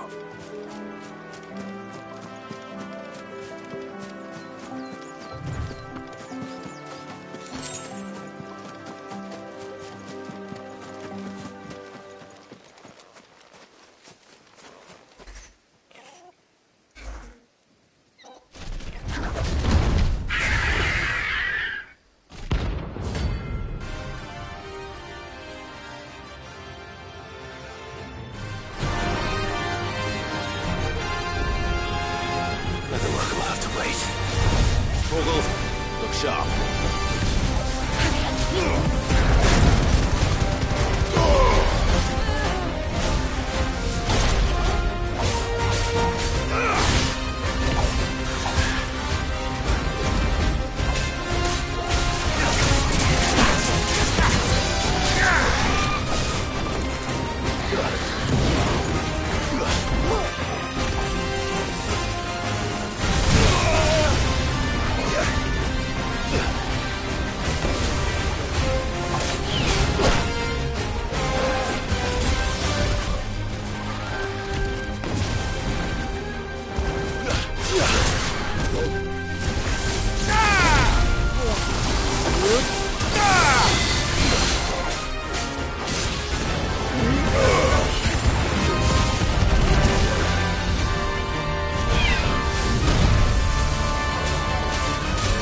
Fine hat.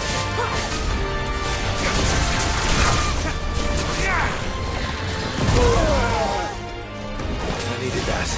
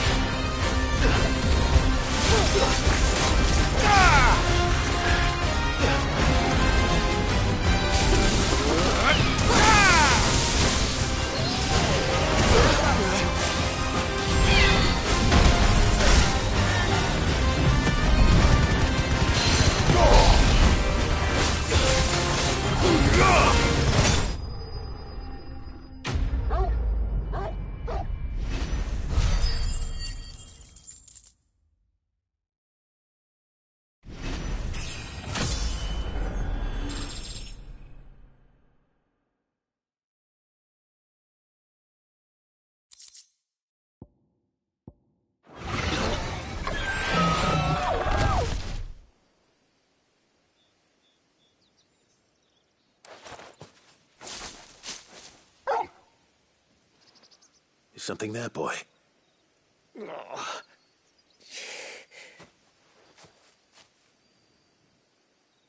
Could that be our man?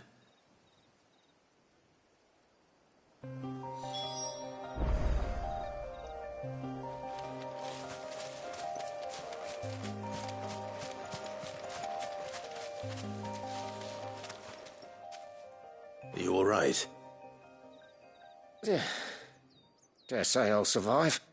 That griffin caught me before I could get an arrow off. Must have lost sight of me in the grass, though. I'd be dead if it hadn't. More likely than not. The name's Camille. I'm a lowly leather worker, if you couldn't tell by the smell of me. Not so lowly from what I hear. Do you remember selling to a merchant by the name of Karen? She's not an easy woman to forget. Bought a cuirass from me after I lost my buyer. Quite taken with my work, as far as I recall. Didn't stop her bartering me down to a pittance, though. She sent you for a refund? It's not her who sent me.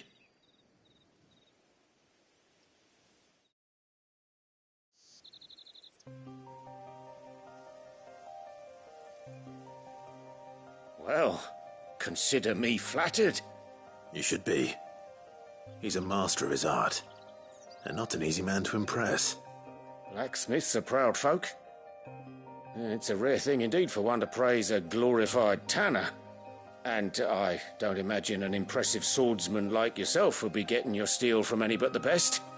I'd dearly love to help a fellow craftsman, but... Well, actually, I suppose you could give him this. What is it? Treated leather. Same stuff I used to make that cuirass. If your man's as skilled as he sounds, he'll know what he's looking at. You sure?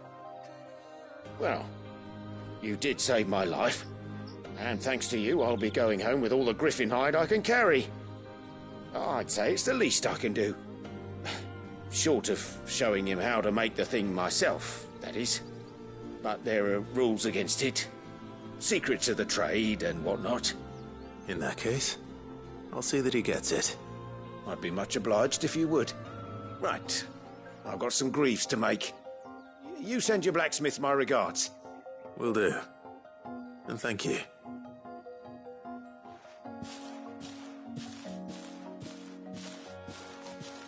Hopefully this will sweeten Blackthorn's mood.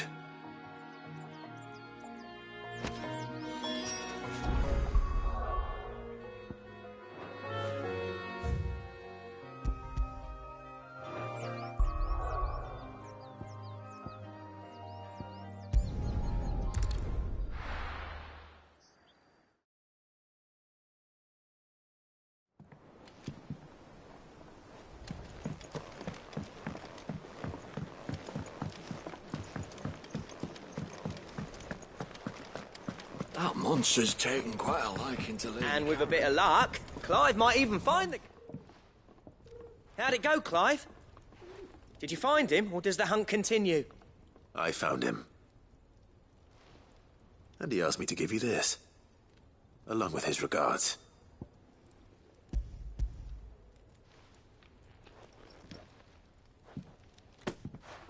You're joking.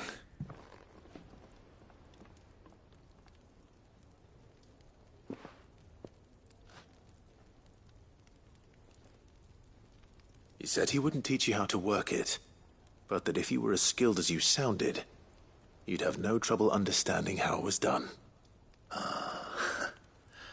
So that's his secret. Crafty bastard. He's layered and cross-grained it. Good few times, too. No wonder it's tough.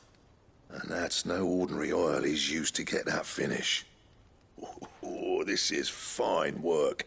Even finer than I thought. Yeah? I'll take your word for it. Just looks like leather to me. Still, I'm glad you're happy. Here, Clive. You didn't happen to catch the fella's name, did you? Camille, I believe. I thought as much. There ain't many leather workers in the realm daft enough to do their own hunting, see? And his name kept cropping up when I was asking around. Turns out he's from Tabor. And again, most leather workers are. But our friend Camille guards a long-held family secret, the details of which are the subject of some debate in the leather-working community. Then we better keep this close to our chests. Listen, sorry for putting the both of you to all that trouble. Should have kept my moaning to myself. Still, I'm glad you found him. This has cheered me right up. That was the idea. Clive's idea, anyway. He did most of the work. It's good to have you back, Blackthorn. Just don't expect me to go turning out work like this.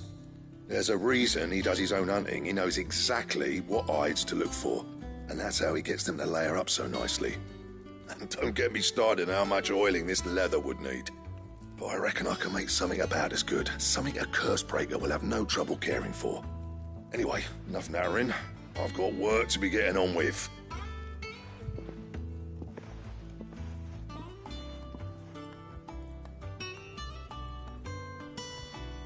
Looks like we won't be needing a new blacksmith. As if there was a better one out there. Nah, it wouldn't have been the same anyway. No one spins a yarn like old Blackthorn in his cups. Right, now that's sorted, I've got duties to attend to. Thanks, Clive. You've given me my mate back.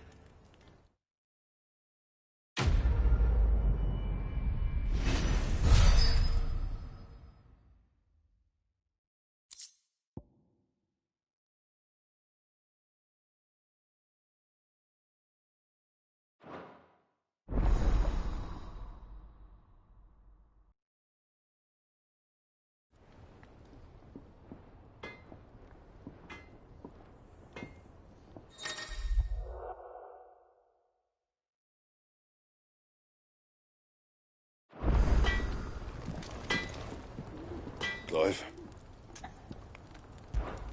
What do you want?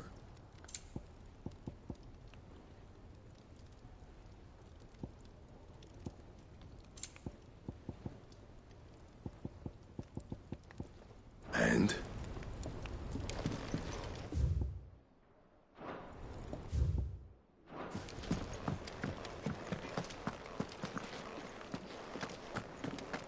That monster's taken quite a liking.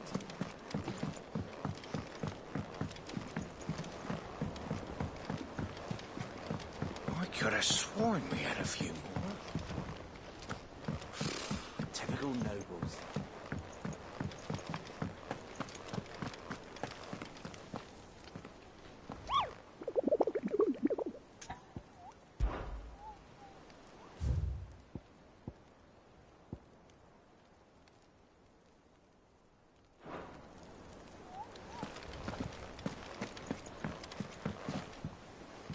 Back again, Lord Rosfield.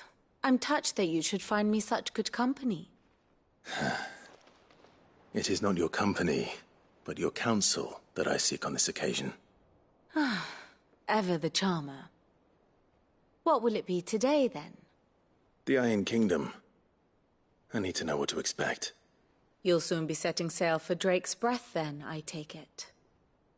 The mother crystal that rises from the boiling sea.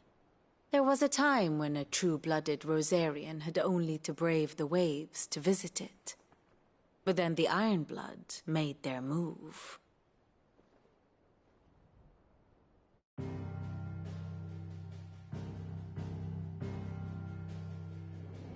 As you know, the Iron Kingdom rules over the islands to the west of Storm.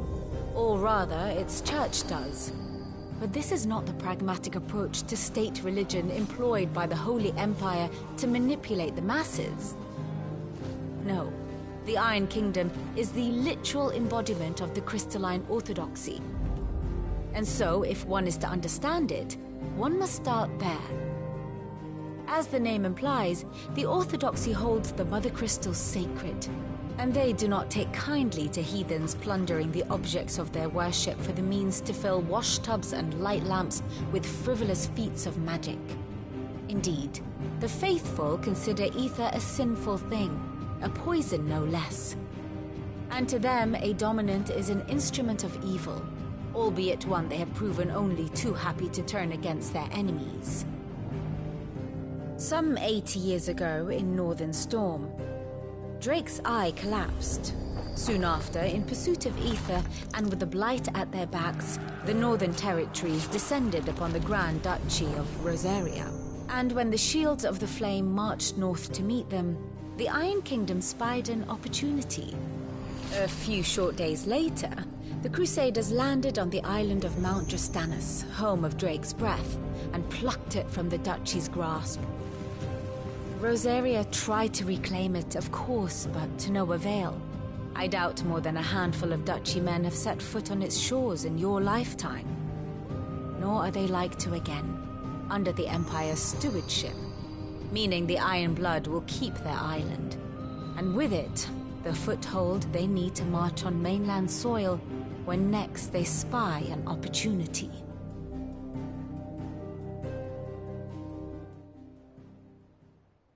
The Mother Crystal is both the object of the Ironbloods' worship and their gateway to the continent, making Drostanus the holiest of holy grounds, from which the Orthodox Crusade shall one day sail forth to claim the remaining Mother Crystals, or die trying.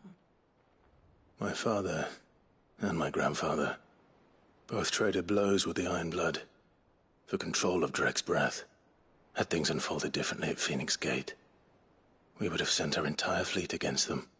But instead, they sent their fleet against Rosaria, sacked the capital, killed the men, and captured the women, including Jill. I'd say you'd be forgiven for wanting a little revenge, Clive. My only aim is to destroy the Mother Crystal. But thank you all the same. Not much else to do here. Let's see if Jill's ready.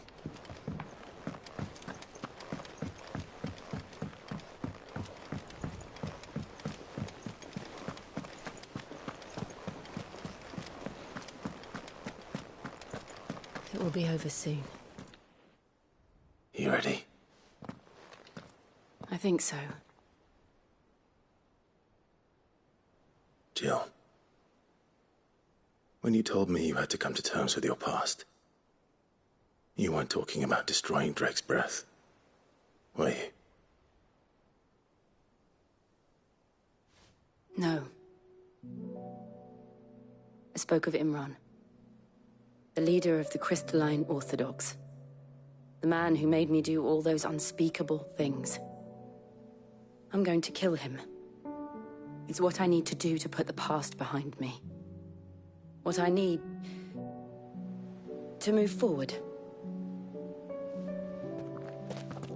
And I know that I can do it. If you're there beside me. Always. And I'll be beside you, too. We'll bring down the Mother Crystal together. All while Sid looks on. We'll make him proud.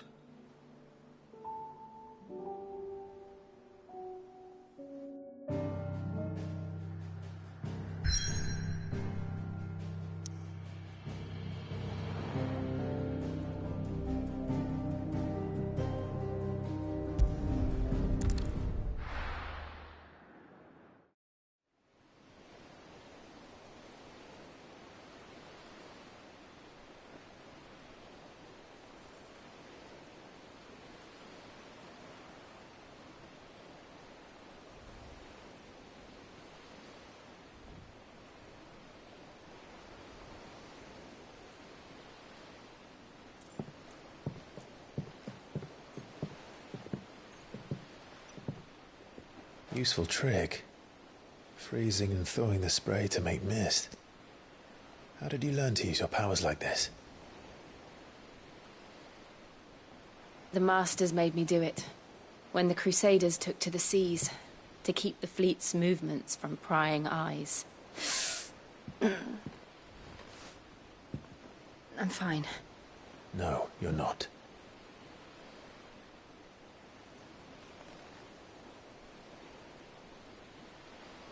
This may be the only chance I get to go back. My only chance to put things right. I have to do this. Whatever the cost. All right.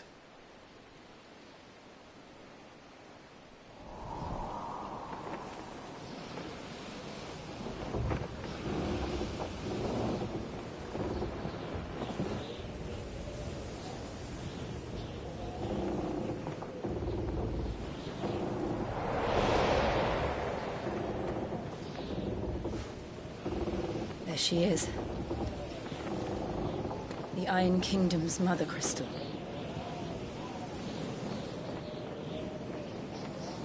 Drake's breath.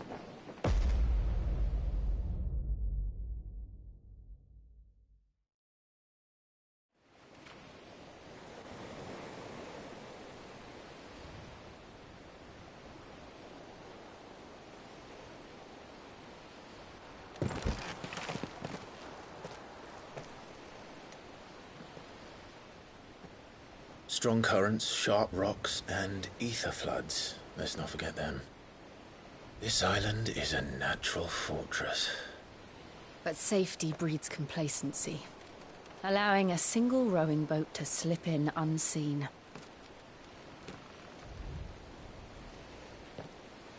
The sanctuary is inside the mountain. If we follow the old trail, we should be able to enter by the back gate. All right. Let's go.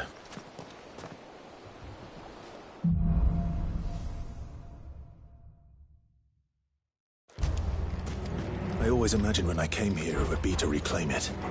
It used to belong to Rosaria, didn't it? Once, though it's been in the Ironblood's clutches for far too long. As was I. For 13 years, this rock was my home. I know its secrets only too well.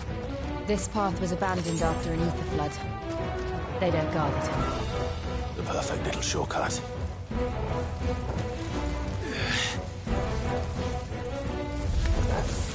They're all Akashic.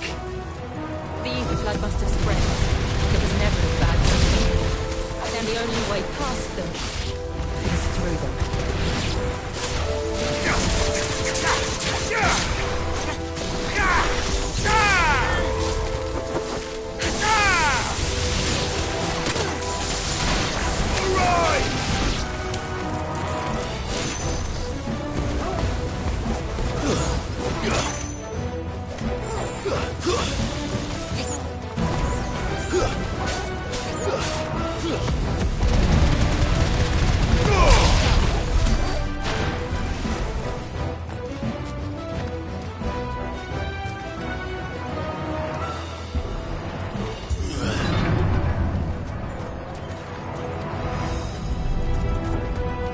Was that an earthquake? They happen all the time. That wasn't even a bad one. It's nothing to worry about.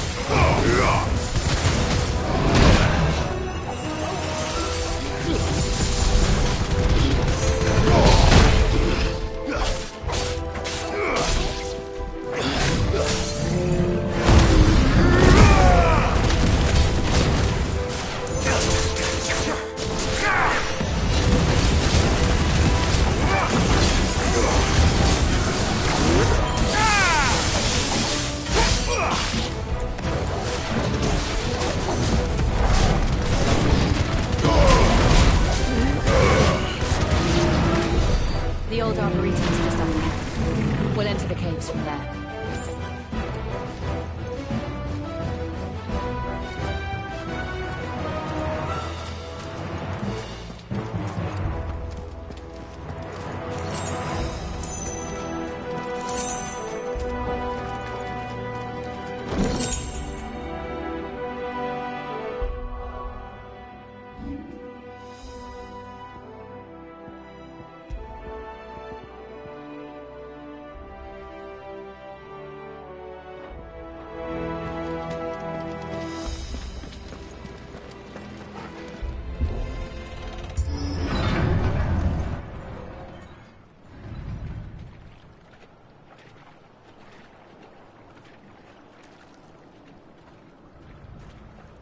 Look at this place.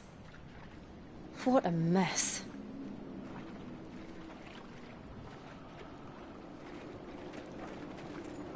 Wait.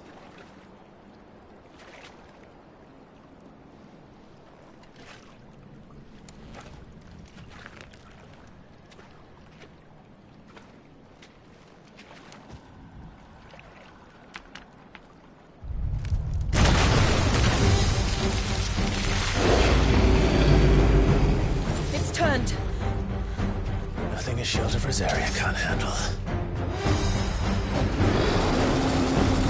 Just like old times. Be sure to keep clear of his paw. Believe me, I need to. That's foul. Don't breathe it in.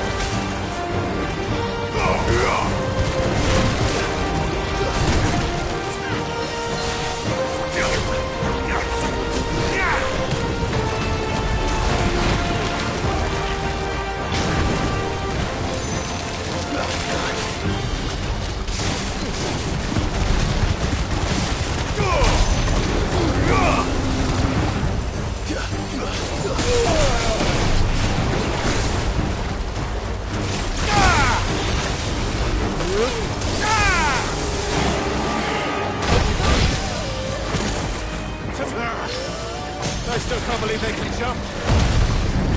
Don't these things have roots?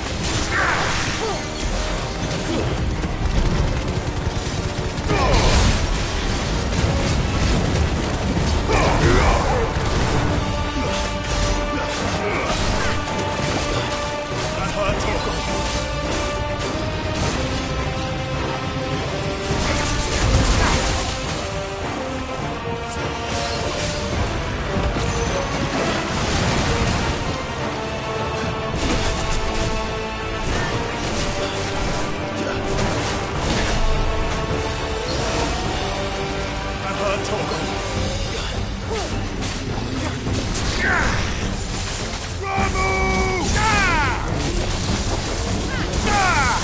You lose!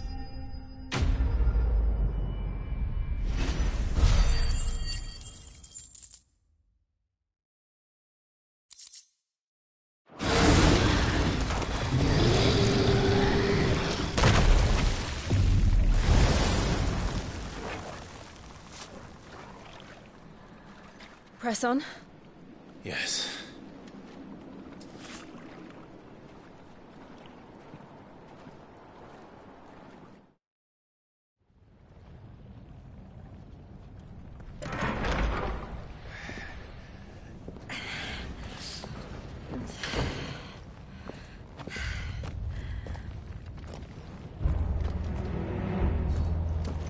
It's like a furnace in here.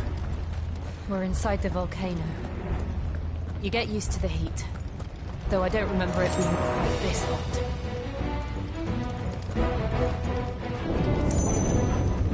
Was that one cause for concern? It was. And they're getting bigger. Something's wrong.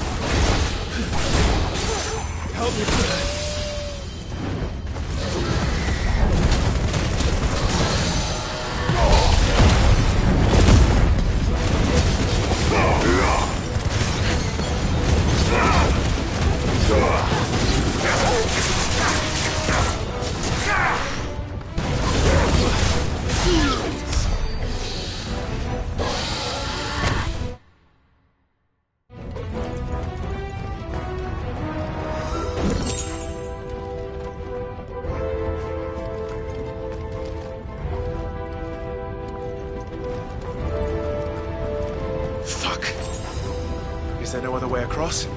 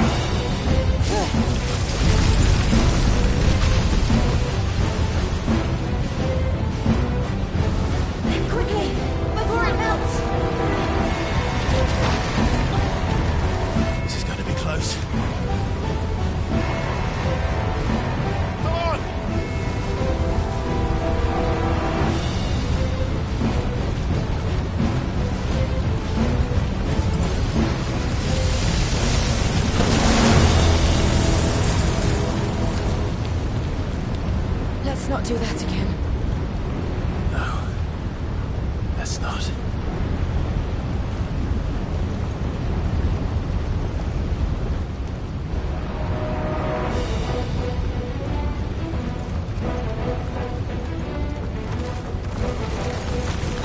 They don't look too tough. Perhaps not alone, but in numbers like these.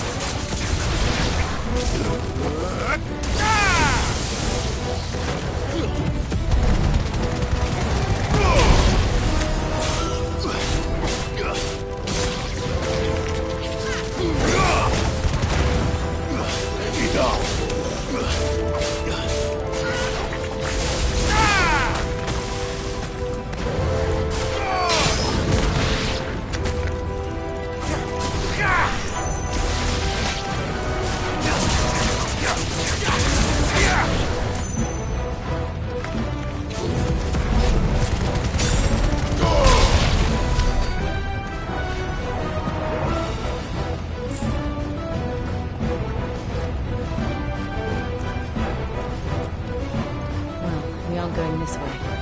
Let's look for another path.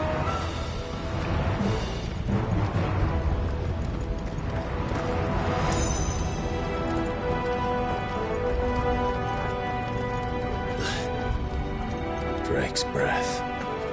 We're nearly at the oratory.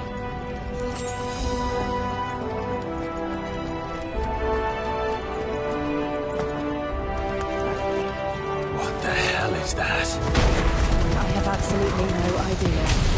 Well, whatever it is, I don't think it's friendly. To me, boy! Over here! I needed that.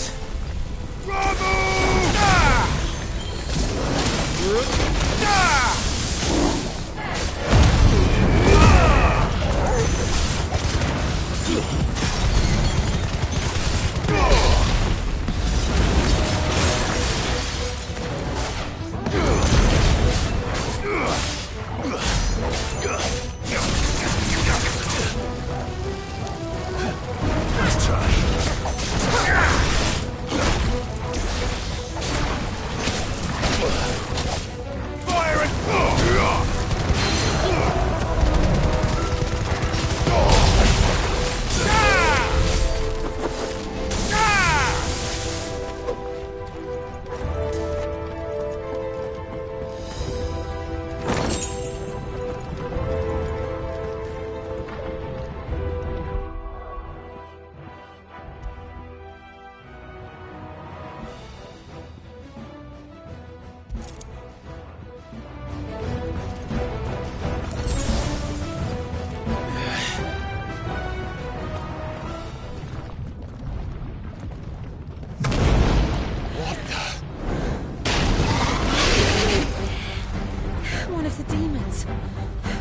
Leave the lava.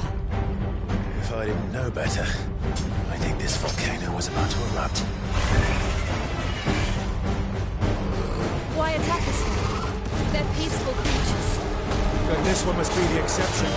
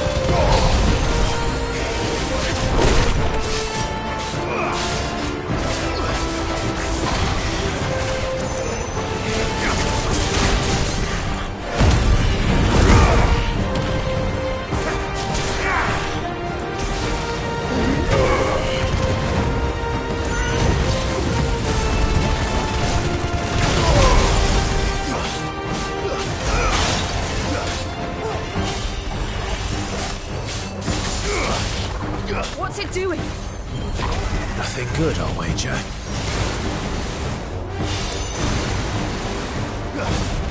Too slow.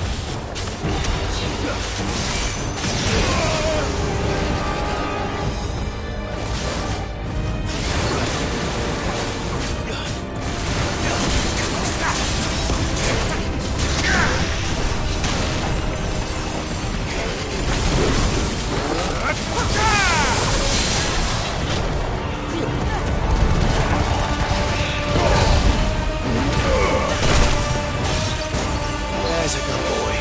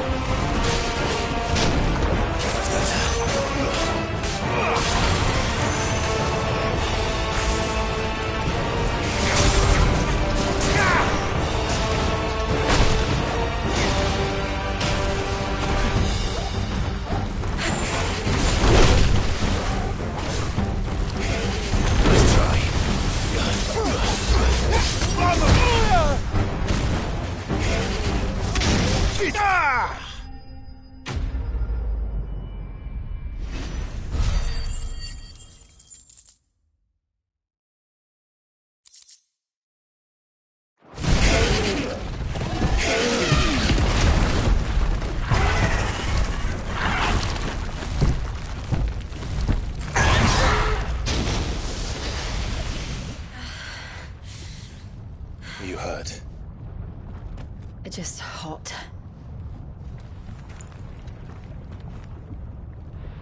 Thank you. Quite a commotion our friend made. Let's hope the guards didn't hear it. The gate to the inner chambers is just up there. Then we make for the sanctuary. I need to finish this. Before the heat finishes me. Hear, hear.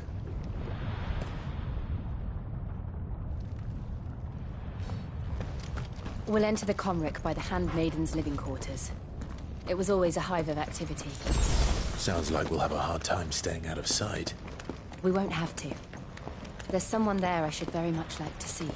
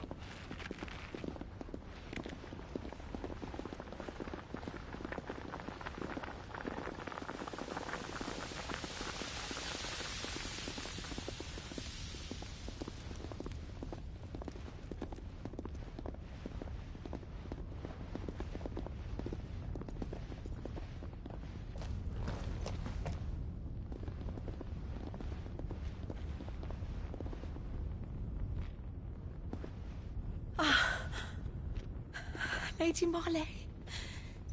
It's me. By the mother.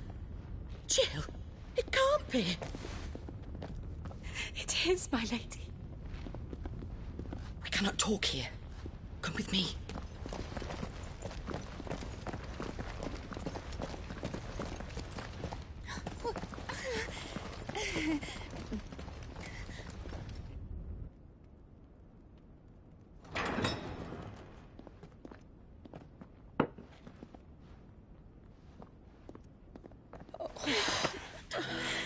I'm so glad you're safe.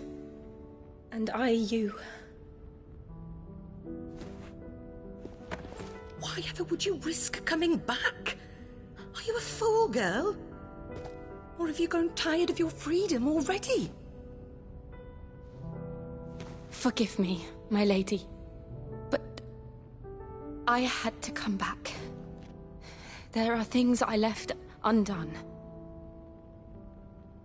Tell me, where is the Patriarch?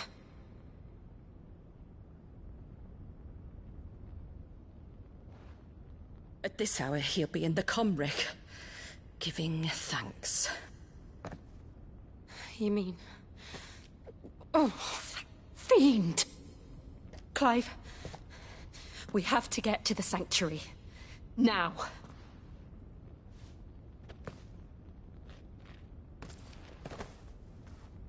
Lady Marley, you must flee this place, gather your things, and go. Now listen here, Jill. We have company.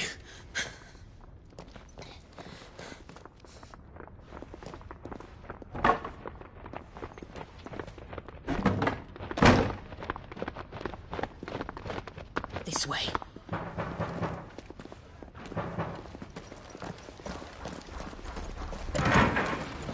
Follow this passage. It leads straight to the Comric. Go on, stop dawdling. Thank you. You were always so kind to me. My light in the darkness. Take care, my lady, please. You deserve better than this. A long and happy life, promise me.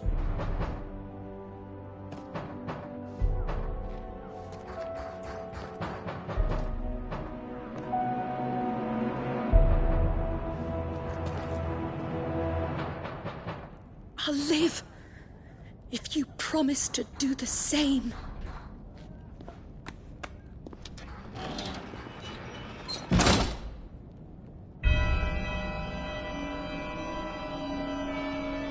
Come on, Clive. We're nearly at the Comric. All right.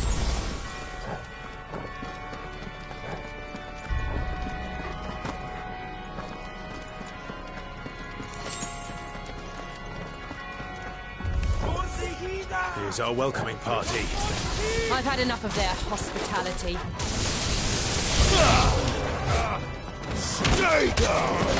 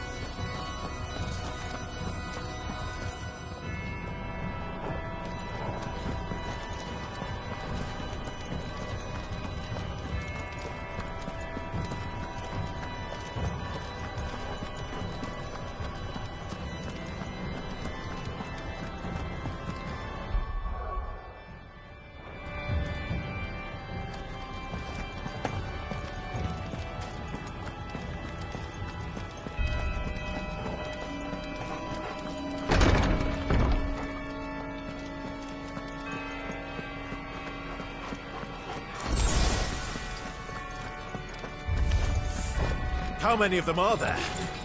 Too many.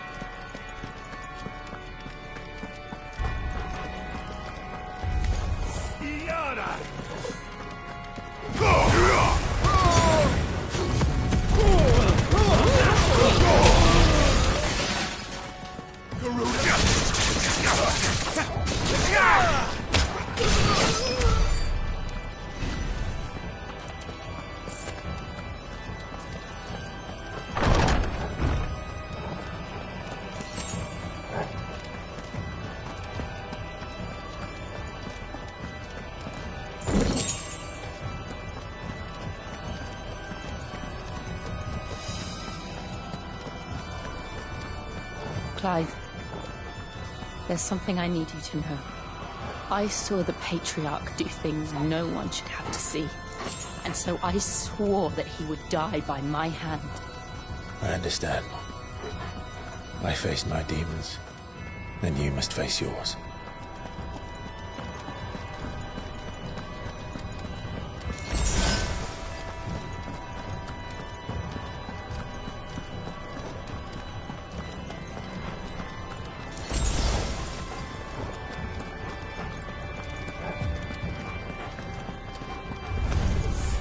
We're nearly there.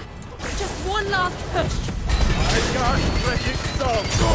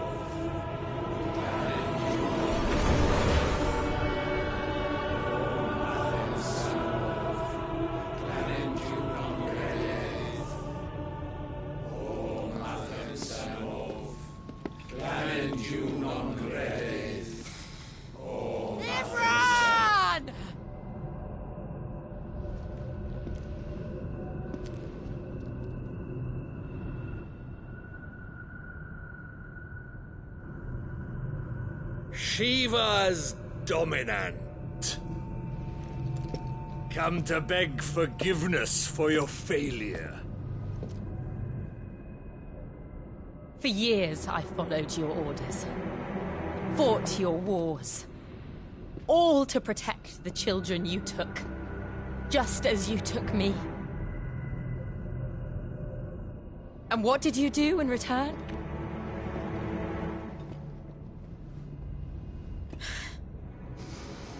You put them in chains and you slit their throats!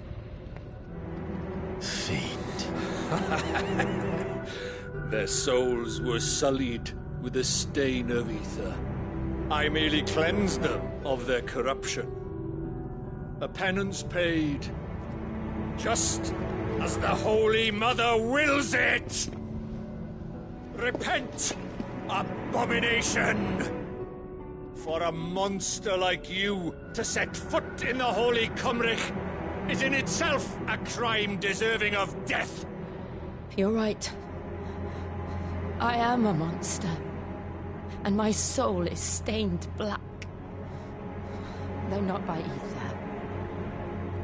But by the evil of men like you, who made me close my heart and drown in darkness when I should have raged against it. This is my penance. I will be your monster no more. Nor will I suffer you to create another.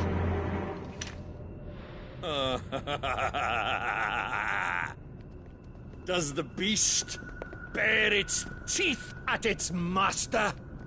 Come then, Dominant. Rage, be as you have ever been.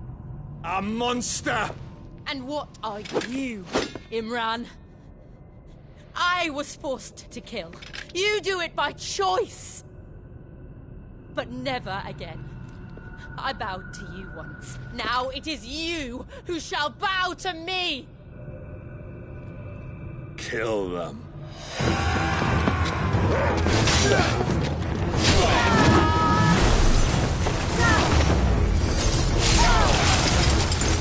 Now! Right!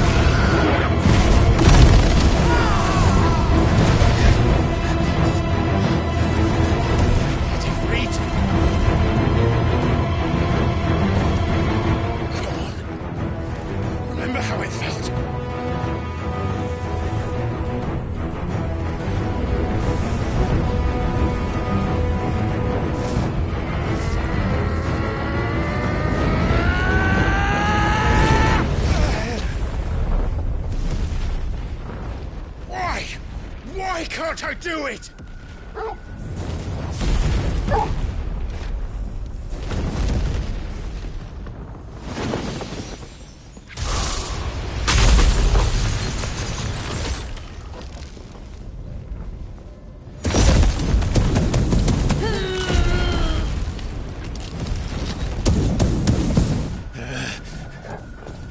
Please, just once.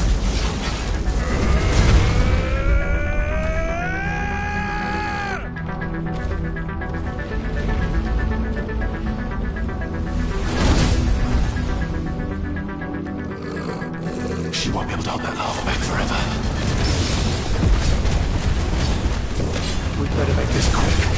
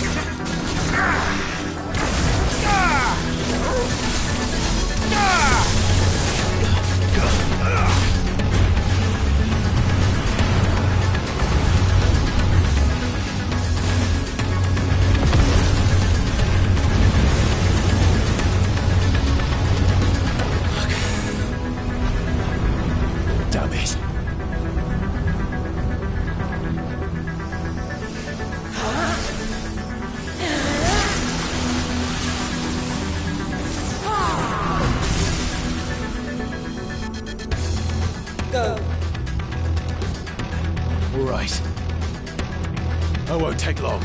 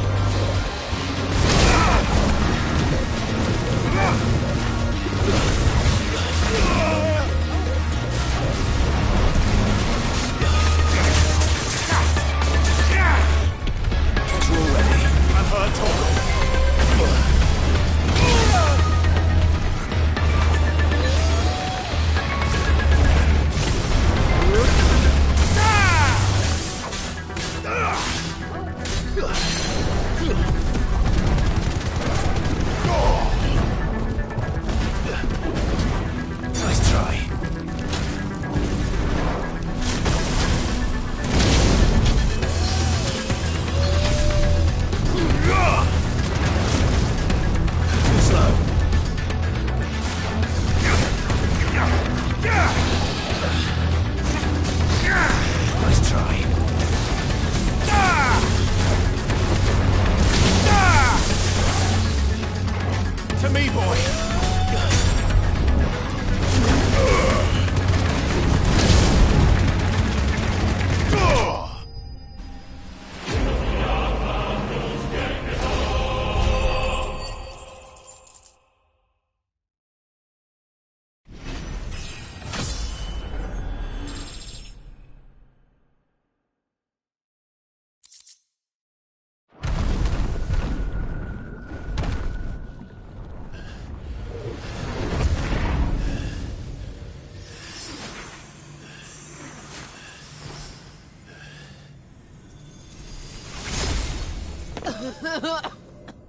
Jill!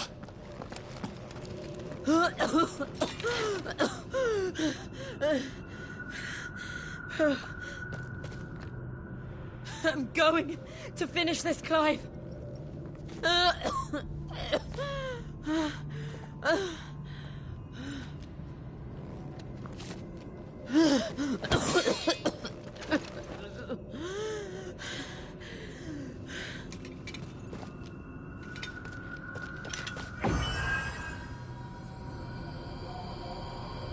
Here, use this.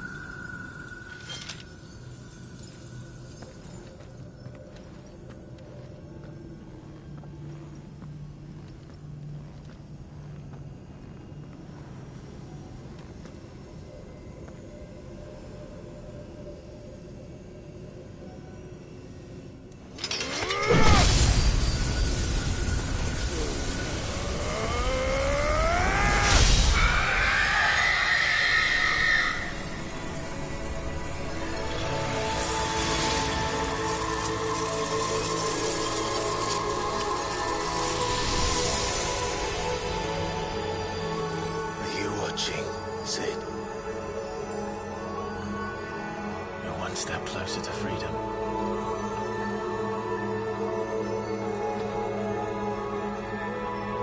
The crystal. What did you do to it?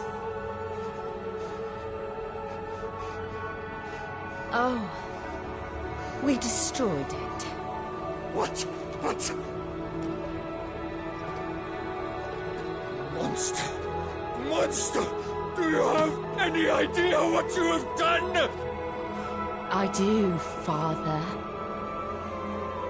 I have killed the monster and become an outlaw. May the blessing of the crystals go with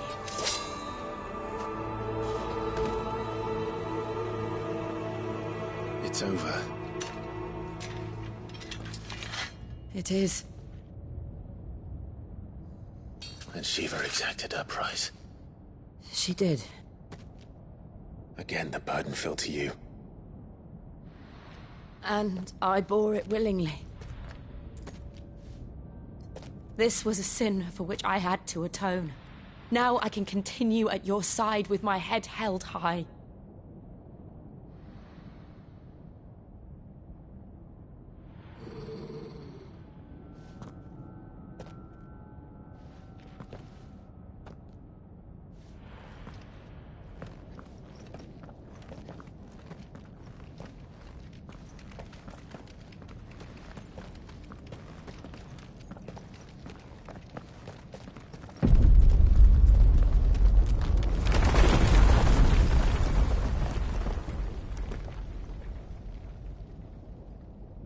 Clive, look.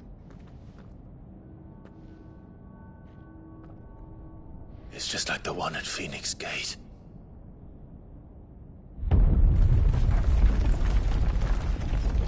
Damn it. We need to leave. Agreed.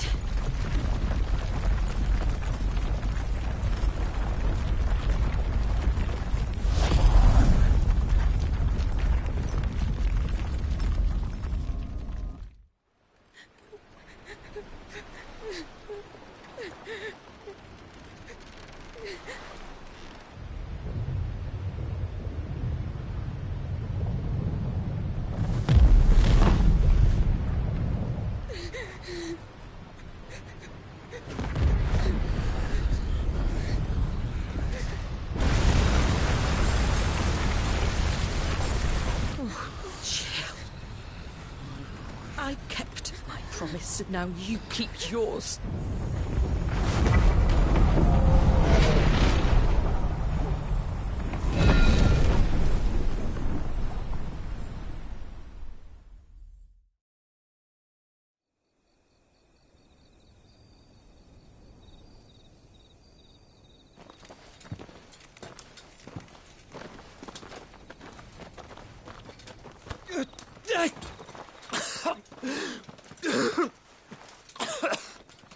This way, Your Grace.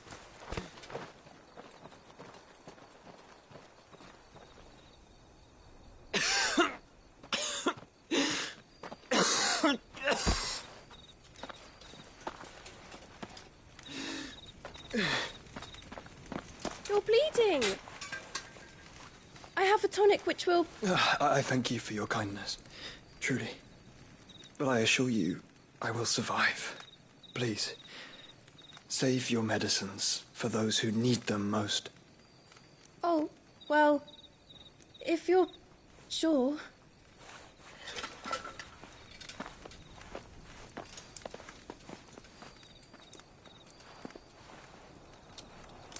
For a moment there, I felt my brother's presence. You did? I fear he is in Ultima's thoughts again. But why now, after 5 years of silence? I cannot keep him sealed away much longer. Your Grace.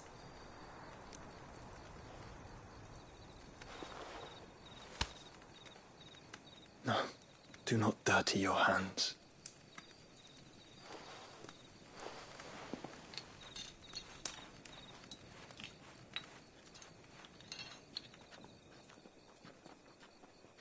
Look at them all. Like a river flowing to the sea. Or moths to a flame, perhaps. The crystalline dominion their light in the darkness.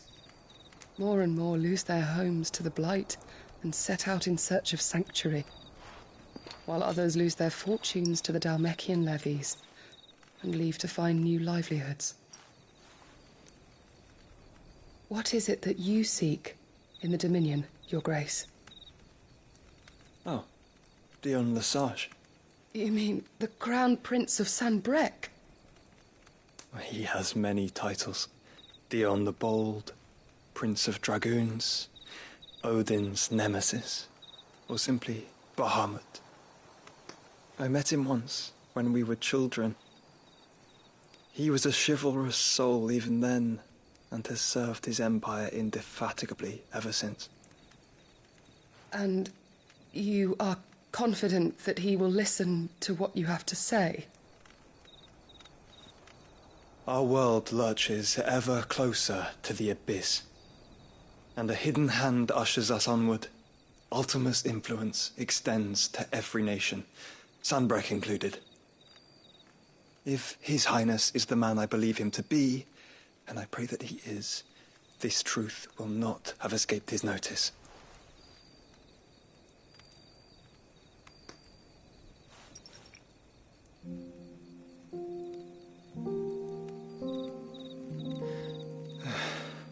As the mother crystals fall, the eternal flame wavers, and the azure sky begins to bruise. How lucky we were to be blessed by the crystals, and yet how spoiled. Like canaries in a gilded cage, growing fat on seed. But now, the bars are closing in, and we must take flight. Painful though it be to leave our home behind, it is what we must do to be free. Which is it that men cannot live without? A blessing that leads to damnation, or a freedom that leads to deprivation? I do not yet know the answer to that question. Do you, Clive? Your Grace, let us find a place to rest a while. We can return by the Dhalmekian trail once you have recovered your strength. I realize your duty is pressing, but if your health should fail... I know. Thank you, Yote.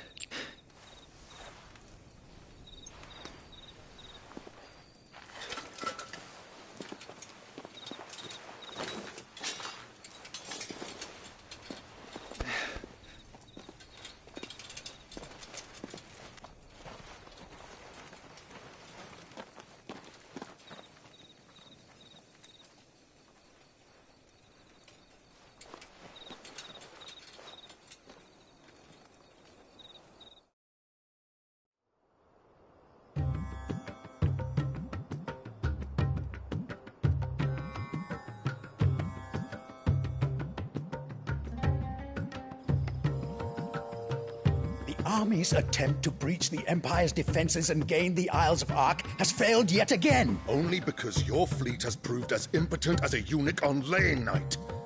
Would you rather we simply fell back to the capital? Enough, both of you. All here agree that the Empire cannot be allowed to maintain its illegitimate claim on the Dominion.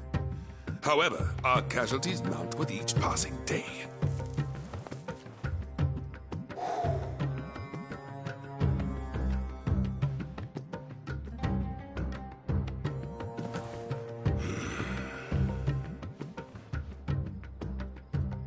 There is a literal sea twixt you and your prize. The armies of Sanbrec need but sit back and watch as you harmlessly lap against their walls. They are dug in like ticks and seek to draw out this siege, knowing the capital's stores are nigh bottomless. And what of our wise rulers? Goaded into war without any thought as to what chaos it might reap.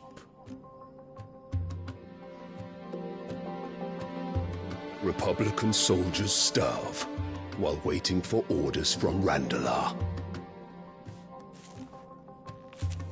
If you would but take the field, their bellies would be full by nightfall. If I take the field, so too will Bahamut, and our duel will shake the island to its foundations. Instead of liberating the Dominion, you would doom it to destruction. Unless that is what you desire. If our learned advisor has a solution to propose, we should be glad to consider it.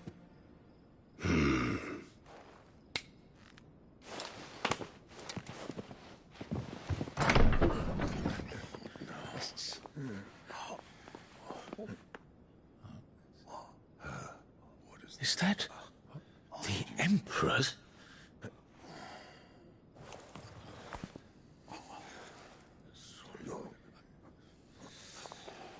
What is the meaning of this, Lord Kupka?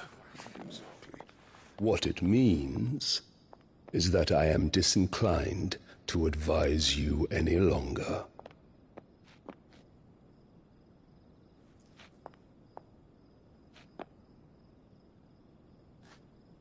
Ah, the looks on their faces when you walked through those doors. A perfect picture of stupefaction. They could not believe their eyes. Though I confess, I had my own doubts whether or not you would accept my invitation.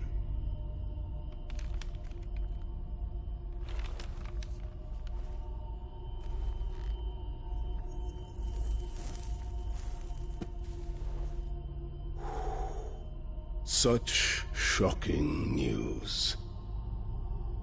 Sid isn't a son of a whore. He's the son of an empress. Your own dear Clive. Absurd. Who fed you these lies? I have never spent a moment among criminals, save at the gallows. I came here with my son, not to entertain your baseless accusations, but to put an end to the senseless hostilities between our nations. Very well. You need only agree to the terms I set out. Sid took the life of someone dear to me, a woman by the name of Benedicta. I swore to take his in turn. This would not be disagreeable to you, I take it. You would finally be rid of the stain on your noble name. In return, I will leave Sanbreque in your capable hands.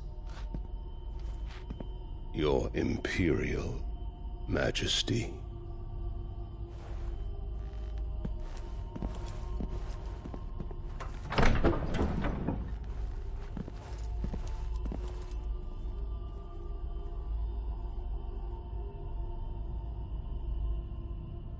And all for the love of a common whore. Dominant or no, one cannot hide one's breeding. And beasts will ever belong with beasts.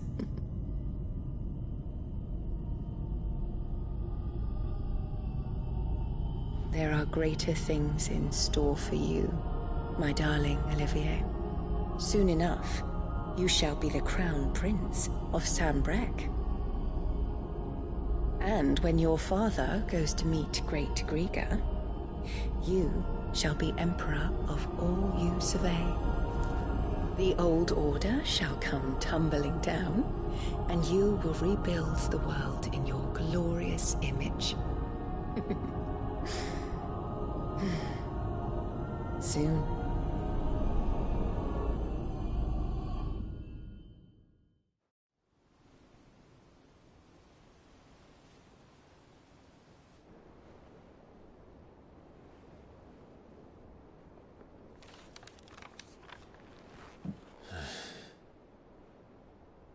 She's been in there for hours. Something must be wrong.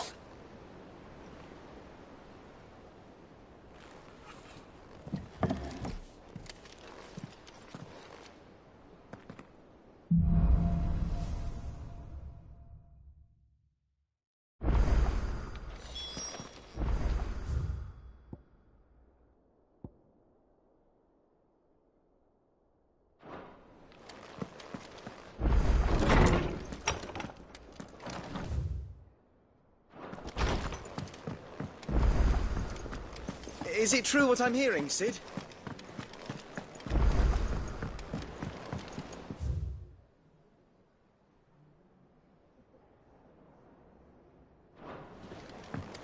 One day, I want to sail all the way to the shore. You have to remove your mark first, or the child catches again.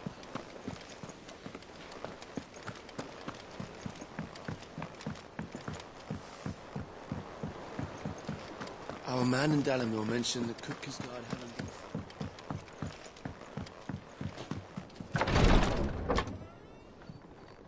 I've done what I can, but the rest is up to you. You need to start taking better care of yourself.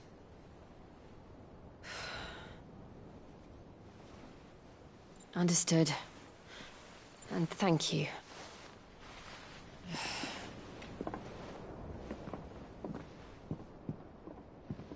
The curse has spread. Make sure she rests.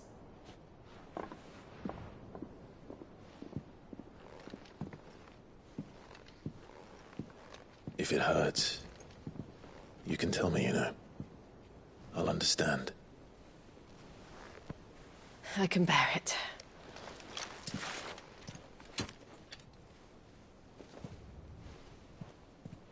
But you shouldn't have to. Not anymore. This isn't just your struggle, Clive. It's ours. And when we see how hard you fight, it inspires us to do the same. Or would you rather we left you to save the world all on your own? No. That's not... Ignore me.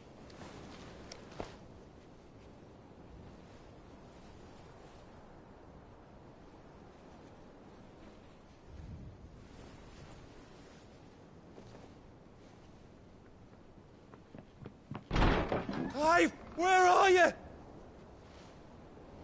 In here.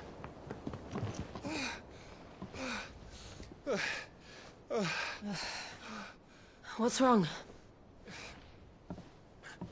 Rosaria's under attack. What?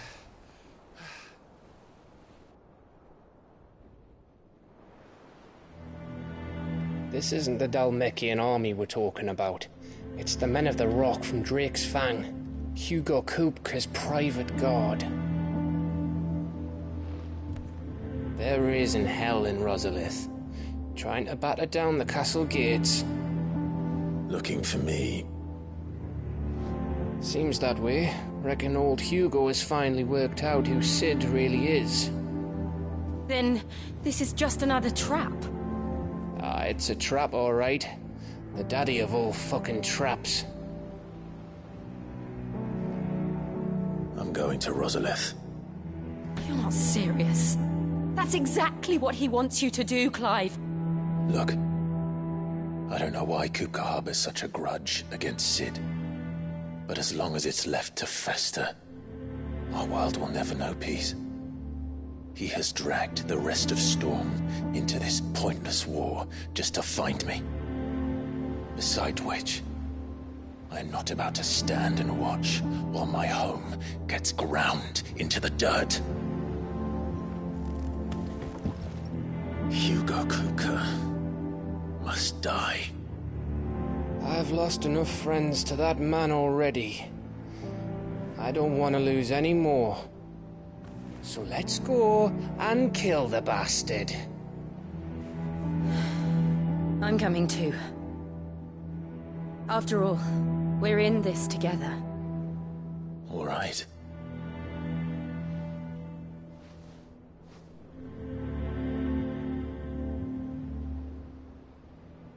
I should probably speak to Otto before leaving. We need to know what we're getting ourselves into.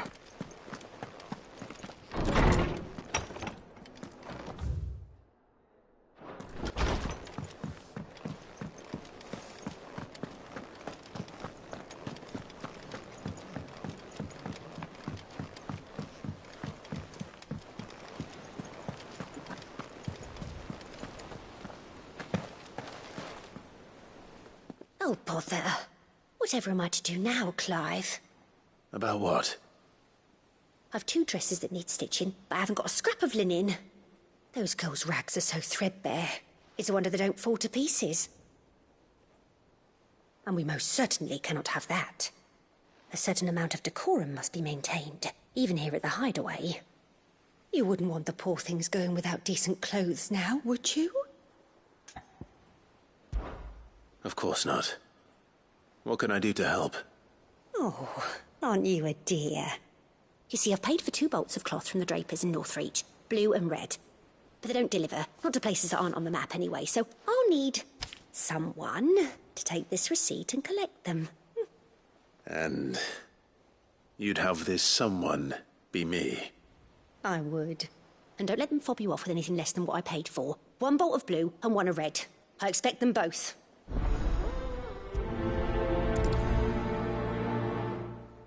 They said they'd give us new clothes. But we've no coin.